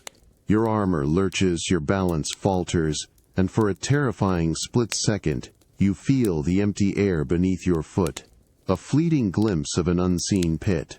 Your muscles tense, your systems scream, as you fight to regain control, to prevent a fall that could twist a crucial joint, or, worse, send you tumbling into the dark, unknown depths of the hypogeum below. The air thickens with a new tension, a constant low-grade anxiety that now accompanies every step. It's the constant threat of unseen pitfalls, of hidden traps, laid not by an enemy, but by millennia of decay. The very ground, once a stable foundation for your powerful frame, has become an active adversary, crumbling and shifting beneath you, demanding an almost obsessive vigilance. Your advanced armor, designed for heavy combat and planetary exploration, feels strangely cumbersome, ill-suited for this delicate, treacherous dance across a decaying monument. This precarious shifting of loose stones is a profound, visceral reminder of your vulnerability. Here, in this ancient arena, your greatest enemy isn't a monstrous alien or a hostile warship. It's the very ground beneath your feet, slowly, patiently, trying to reclaim you. It makes you realize that survival isn't always about facing grand external threats. Sometimes, it's a constant internal battle against the subtle, relentless forces of entropy, a humbling testament to how even the mightiest can be brought low by something as simple and insidious as a loose stone. And yet, you continue to move, adapting, learning, step by uncertain step, into the heart of the Colosseum's decaying embrace. The precarious shifting of loose stones beneath your armored boots is a constant, grating presence, demanding your full vigilant attention. The sun beats down, relentless, cooking the air to a shimmering haze, and the strained whine of your failing power suit is a constant backdrop to your internal struggle. You are pushing through the arena, trying to find a more stable path, a clearer route. Then, from high above you, from the crumbling upper tiers of the colossal structure, you hear it. A distinct, unnerving scrape. It's not the sound of something falling quickly, but a slow, deliberate grind, like a heavy stone being dragged across rough masonry. Your head snaps up, your visor immediately sweeping the towering, ancient walls. A split second later, a dull, resonant, faw tide. Something heavy impacts the ground below, shaking the very earth beneath your feet. It's quickly followed by a scattering of smaller, lighter clatters and chitters, as dust and pebbles cascade down into the vast open space of the arena. Your suit's external audio receptors, despite their low power, pick up the distinct metallic tang of mineral dust rising in the hot air, an invisible cloud of ancient decay. You track the source, your optical sensors struggling against the glare. High above, near one of the more severely eroded archways, a fresh gouge mars the stone, a raw wound against the centuries of weathering. A significant chunk of masonry, perhaps dislodged by the incessant wind or the slow, inexorable work of ancient roots, has broken free. The dust from its impact still hangs heavy in the air, a visible testament to the Colosseum's relentless, unceasing decay. The sound of falling debris isn't violent or sudden, like a cataclysm. It's a slow, patient, almost methodical process, a symphony of erosion playing out over millennia. Each creak, each scrape, each dull thud is a stark, undeniable reminder that this monumental structure, once a symbol of eternal power, is slowly, inevitably, dissolving back into the earth. It's a battle against entropy that the Colosseum is gradually, gracefully losing. A profound realization washes over you. This place is not merely old. It is actively, patiently deconstructing itself. You are not just traversing a ruin. You are witnessing the slow, majestic collapse of an empire, a decay so grand it is almost beautiful. Your advanced technology, your power armor, your very existence feels strangely temporary in the face of this monumental, ongoing process. The unsettling sound of falling debris serves as a chilling, yet powerful lesson. It's a stark reminder that all things, no matter how grand or how strong, are ultimately transient. Even the most enduring creations will eventually succumb to the ceaseless march of time and the patient work of the elements. And in that slow, inevitable descent, you find a humbling sense of perspective, understanding that true survival is not just about resisting decay, but about understanding and perhaps even accepting its relentless, beautiful inevitability. The relentless sun beats down, and the persistent grit of ancient dust clings to your throat. Your power suit's internal displays are a chaotic, flickering red, screaming warnings of critical energy depletion. Every movement is a strained, heavy effort, a battle against your failing systems. You're navigating the treacherous, crumbling terrain, searching for anything, a stable foothold, a potential resource, a glimmer of hope. Then, deep within your suit, amidst the cacophony of failing alarms and the desperate whine of struggling servomotors, you feel it. A faint, almost imperceptible hum. It's not the strained, dying whir of your current power systems. This is different. This is a resonant, almost melodic vibration, emanating from deep within your bio-integrated systems, from the very core of your Chozo heritage. It's the faint, internal hum of a Chozo artifact, a relic of your past, perhaps a small, emergency energy cell, or a dormant data core, now stirring. It's a familiar pulse of ancient power, subtle but unmistakable, like a forgotten heartbeat suddenly reawakening. Your internal sensors, momentarily cutting through the static of critical alerts, identify the signature. A low-level, stable energy emission, Chozo in origin, resonating with a frequency known only to you. The sensation is like a cool, clear drop of water on a parched tongue. A tiny, almost insignificant surge, but its presence is profound. It's a jolt of recognition, a momentary connection to a technology and a civilization that feels light years away. You focus your internal diagnostics, trying to isolate it, to understand its activation. It's not enough to fully recharge your various suit, not enough to bring your weapon systems back to full power. But it's asterisks there. A stable, ancient hum, a whisper of power that defies the immediate, desperate reality of your situation. You feel a subtle warmth spread through that section of your armor, a comforting energy signature that contrasts sharply with the chilling cold of the ancient stone you've become accustomed to. It's a ghost of former strength, a memory of boundless energy, now manifest as a faint, internal pulse. It feels like a silent, reassuring presence, a direct connection to your past, to the legacy that forged you. This faint, internal hum of a Chozo artifact is more than just a minor energy boost. It's a profound psychological anchor. In this world of decay and foreignness, this familiar pulse of ancient power is a lifeline, a tangible link to home, to purpose, to who you once were. It makes you realize that, even when stripped bare, the essence of your identity, the core of your heritage, persists within you, a silent, enduring source of strength that even time and displacement cannot entirely extinguish. It's a powerful testament to the deep, unwavering resilience that can be found in even the smallest, most ancient fragments of one's own past. The faint, persistent hum of the Chozo artifact deep within your suit is a steady, resonant pulse, a tiny, defiant beacon against the chaos of your failing systems.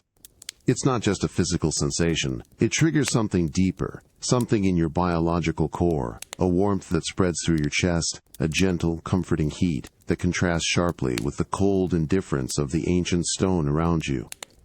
This warmth isn't from a struggling heater. It's the warmth of remembered purpose. With that warmth comes a cascade of vivid, almost tangible memories.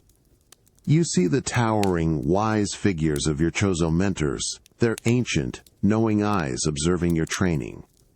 You feel the weight of their expectations, the quiet strength of their wisdom as they guided you through the intricate dances of combat and the complex lore of the galaxy.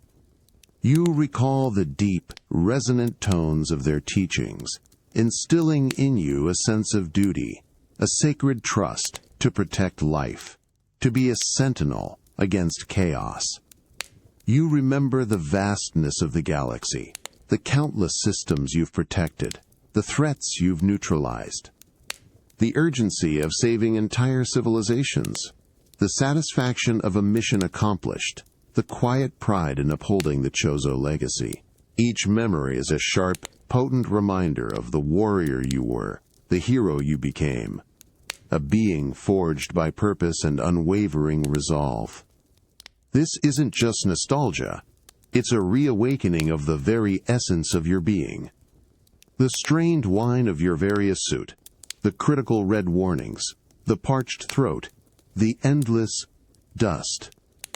They are still present, but for a fleeting moment, they recede, softened by this powerful internal connection. Here, in the heart of this ancient Roman ruin, light years and millennia from your true home, you are momentarily reconnected to your past life, to the profound meaning that once defined every breath, every action. It's a profound contrast, the silence of the Colosseum amplifying the echoes of your galactic purpose. You feel the weight of your armor, not as a burden, but as an extension of that legacy, a tangible link to the Chozo and their vision. The armor is not just durasteel and plasma. It's imbued with their spirit, their advanced knowledge, their unwavering belief in your capacity. This warmth of remembered purpose, this brief, profound connection to your past, is more than just a fleeting moment of comfort. It's a reignition of your will, a stark reminder of the warrior forged by your mentors, a testament to the enduring power of identity and belonging. Even when stranded across time and space, stripped of your immediate mission, the core of who you are, the legacy you carry, remains an unyielding source of strength. You realize that true power isn't just external, it's an internal fire, kindled by purpose, inherited from those who shaped you, burning even in the most desolate and alien of worlds. The relentless sun beats down, casting its harsh glare across the dust-choked arena. Your power suit's systems continue their strained, desperate hum, and the gritty taste of ancient dust still coats your tongue. You're moving, one heavy, deliberate step after another, driven by a renewed, if fragile, sense of purpose. Then, a sudden, sharp chill slices through the dry, hot air. Your visor's atmospheric sensors spike, registering an abrupt drop in temperature and a rapid increase in humidity. You look up, your optics sweeping the featureless blue sky, searching for a cloud, a sign. Nothing. Yet, the air feels different. Charged, heavy with an unseen presence. Suddenly, a single, fat droplet impacts your visor with a startling Tara link. Then another and another, quickly coalescing into a torrential downpour. It's not a gentle drizzle. It's an immediate heavy drumming of rain on stone, a deafening cascade that assaults your audio receptors. The sound is everywhere, amplifying off the towering arches, reverberating through the vast, empty space, an overwhelming, percussive symphony of water meeting ancient masonry.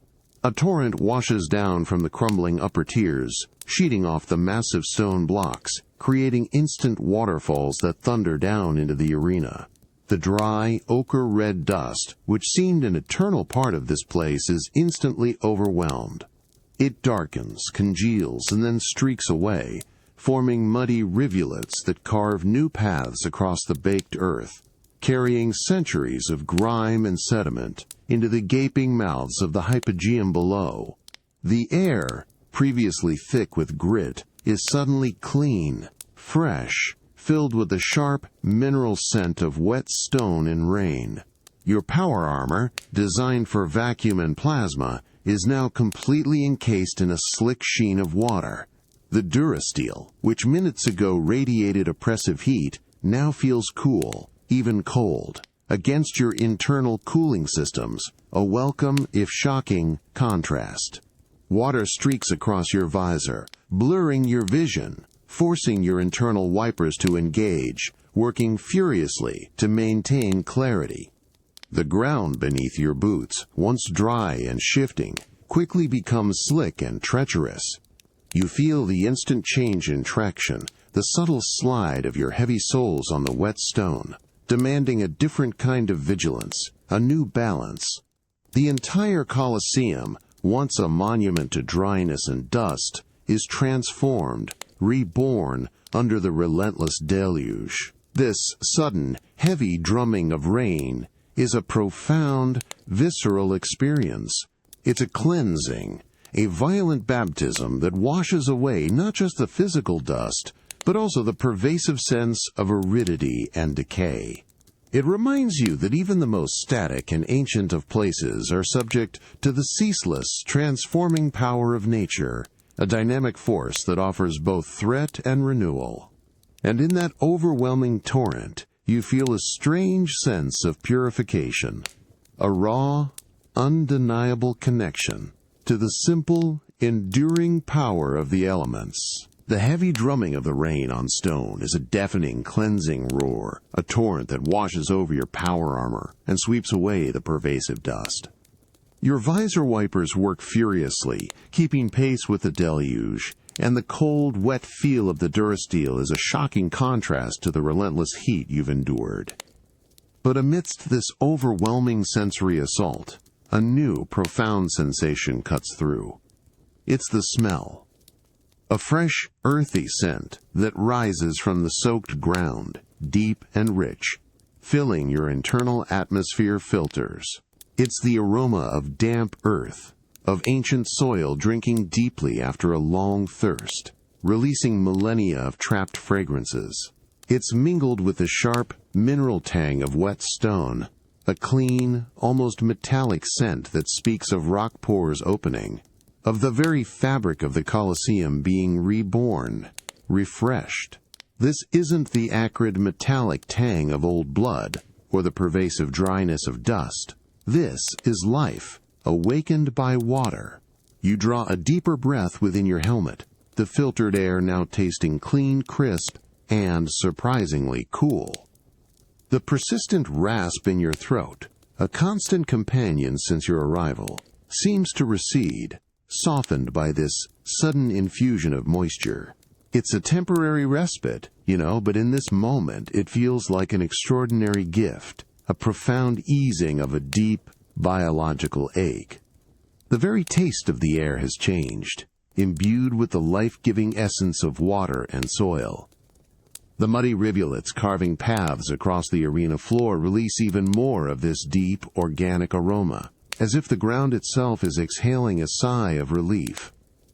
You extend a gauntlet, letting the rain sheet off the durasteel, then touch a nearby wall. The stone, once rough and abrasive, is now slick and cool, its surface transformed, its ancient patterns highlighted by the running water.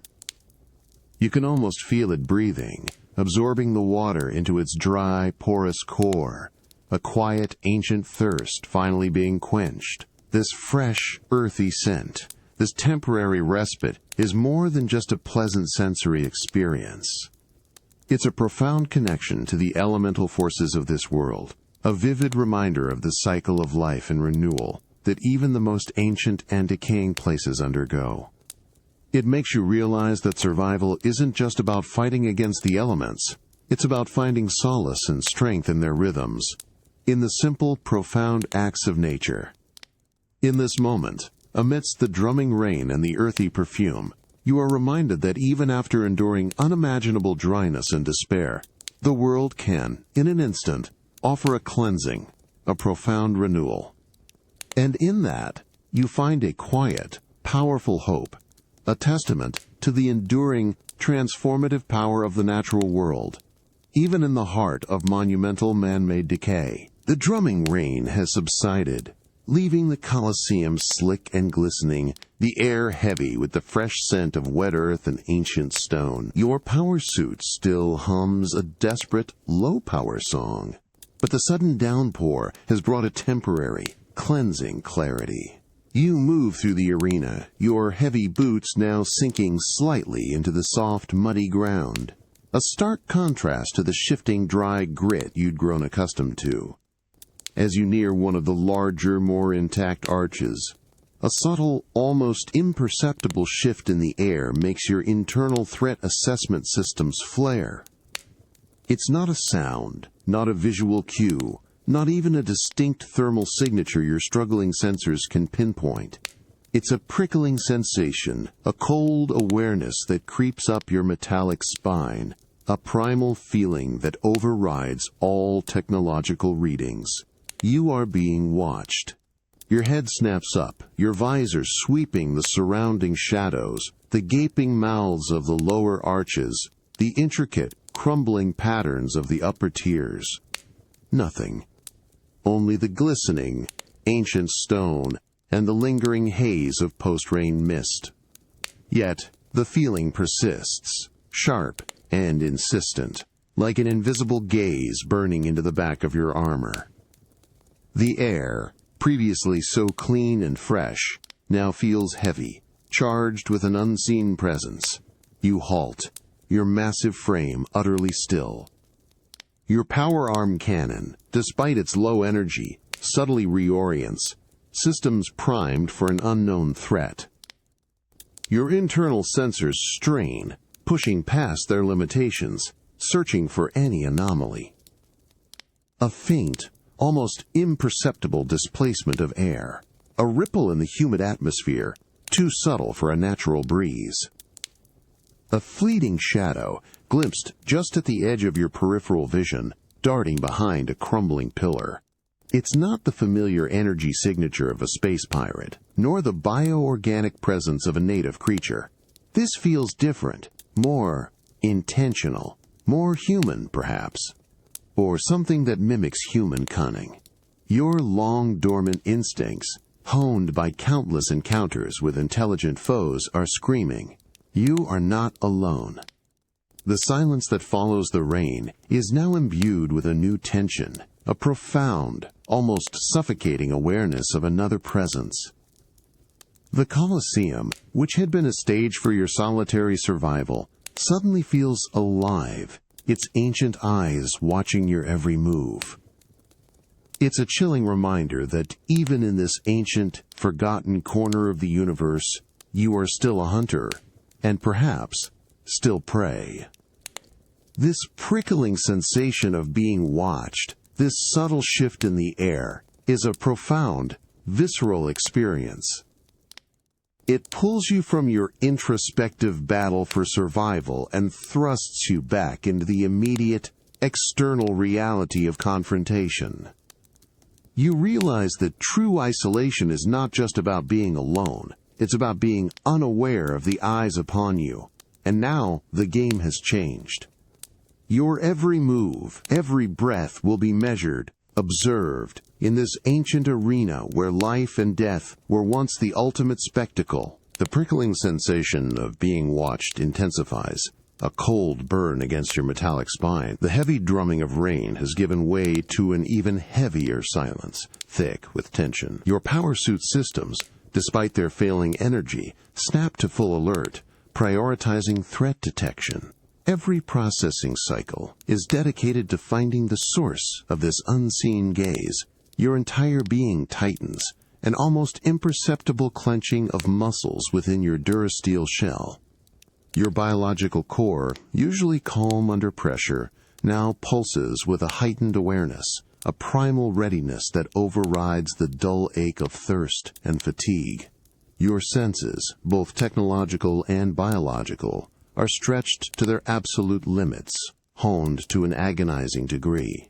Your visor sweeps the labyrinthine ruins, no longer merely observing but actively searching. The crumbling arches, the shadowed passages, the gaping mouths of the hypogeum, they are no longer just ancient architecture. They are potential hiding spots, ambush points, corridors for an unseen adversary.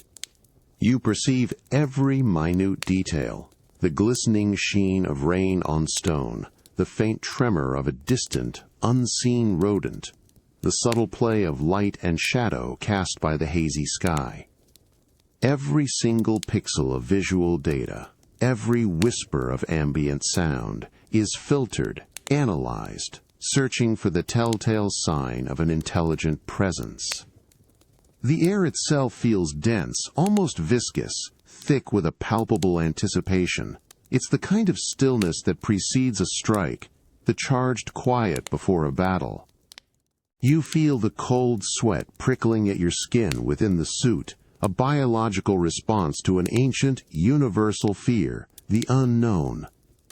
Your power arm cannon, though low on energy, instinctively locks onto a central point, ready to pivot, ready to unleash what little power it has left in a desperate, defensive burst. This tense anticipation is a visceral, all-consuming presence. It's the thrill and terror of the hunt, but reversed. You are the one being hunted, or at least observed, in a world where the rules are unknown, the enemy unseen, and your own resources dangerously low. The long-forgotten instincts of a predator, honed over countless battles across the galaxy, now manifest as a desperate, internal scream for clarity, for a target, for a definitive engagement. This heightened state of senses, this agonizing readiness, is a profound, almost primal experience. It pulls you from the introspective solitude of survival and thrusts you into the immediate, brutal reality of potential confrontation. You realize that even when stripped of your strength, your advanced technology, and your galactic purpose, the core of who you are, the warrior spirit, remains. You are ready. Ready for the unseen adversary. Ready to fight for your survival in this labyrinthine ruin, a stark testament to the enduring, unyielding will to face the unknown, even when every fiber of your being screams vulnerability. The tension in the air is palpable, a heavy blanket of unspoken threat. Your senses are on hyper alert, every circuit, every nerve ending screaming for a target, an enemy to confront. Your power suit's systems, however, are still a frantic symphony of red warnings, a grim counterpoint to your heightened state of readiness. You know that without energy, even the most sharpened instincts are useless. You're moving, cautiously, meticulously, scanning every shadow, every crumbling crevice of the wet, ancient stone. Your internal diagnostics, pushed to their limits, are desperately searching for any energy signature, any flicker of a power source that might replenish your dying suit. The faint, almost imperceptible hum of the Chozo artifact deep within your armor is a constant, teasing reminder of what power feels like. Then, as you brush against a particularly eroded section of a wall deep within a shadowed passage, your gauntlet scrapes something. Your proximity sensors, usually reserved for hostile bioforms, register an anomalous energy reading. It's faint, erratic, almost buried by centuries of decay, but it's asterisk there, a power signature.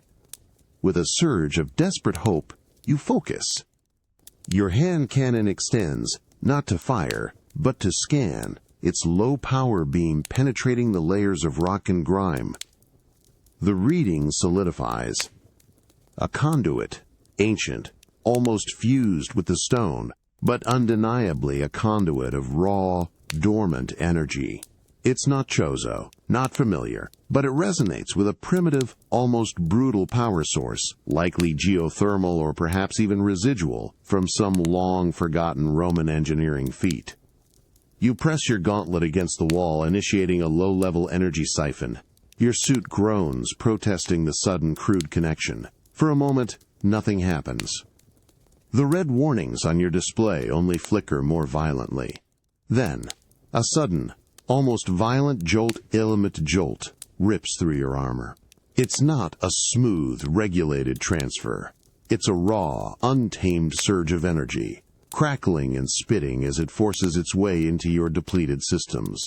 A wave of intense heat washes over your biological core, a momentary shock that makes your breath catch. But then, almost instantly, the chaotic red warnings on your internal display begin to calm. One by one, they shift. Yellow. Then, slowly, tentatively, green. The strained whine of your various suit deepens, steadies, transforming back into a familiar, powerful thrum. Your servo motors respond with newfound fluidity. Your arm cannon feels lighter, more ready. This surge of renewed energy is more than just power. It's a profound jolt of hope. It's a sudden, undeniable connection to self-reliance. A testament to your ability to adapt, to find a way, even in the most impossible of circumstances. Here, in the heart of monumental decay, you have found a way to reignite your essence, a flicker of your former power, in a world that sought to extinguish it. It's a powerful realization. You are not just a warrior, you are a survivor, capable of drawing strength from the most unexpected sources. And with that, the game truly begins anew. The raw, untamed energy pulses through your various suit, invigorating every system. The frantic red warnings on your display have softened to a reassuring green, and the strained whine of your suit has deepened into a powerful, steady hum. Your power arm cannon feels alive again, ready. You move with a newfound fluidity, the weight of your armor feeling less like a burden and more like an extension of your re-energized will. You stand in the shadowed passage, hand still pressed against the ancient conduit, drawing life from the heart of this decaying monument. The distant prickle of being watched is still there, a faint echo, but now it's met with a renewed sense of defiance, a quiet, internal resolve. The unknown adversary, the unseen threats of this strange, ancient world now feel like challenges to be met, rather than insurmountable obstacles. And in this moment of renewed strength, a profound understanding blossoms within you. It's not just about escaping this place, about finding a way back to your starship or your galaxy. That goal, once so all-consuming, now feels almost secondary. No. Survival here, in the heart of the Rome Colosseum, isn't just about escaping. It's about living within the impossible. You look around the damp, crumbling passage, its stone walls bearing the marks of millennia. This isn't Zebes or Talon IV or any world you've ever known. It's a world utterly alien, a reality so fundamentally different from your own that it demands a complete reshaping of your purpose. Your galactic mission, your role as a hunter and protector of the cosmos, has been stripped away. But what remains is the core of who you are, an adaptable, resilient being, capable of finding meaning even in the most disorienting and hostile of environments. Your purpose is no longer predefined by a galactic federation or an ancient Chozo prophecy. It's here, now.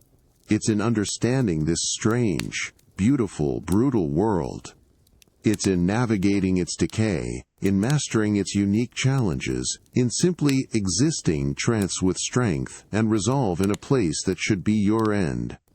This isn't just about preserving your life. It's about giving that life new meaning, new direction, new purpose, forged in the crucible of this impossible reality.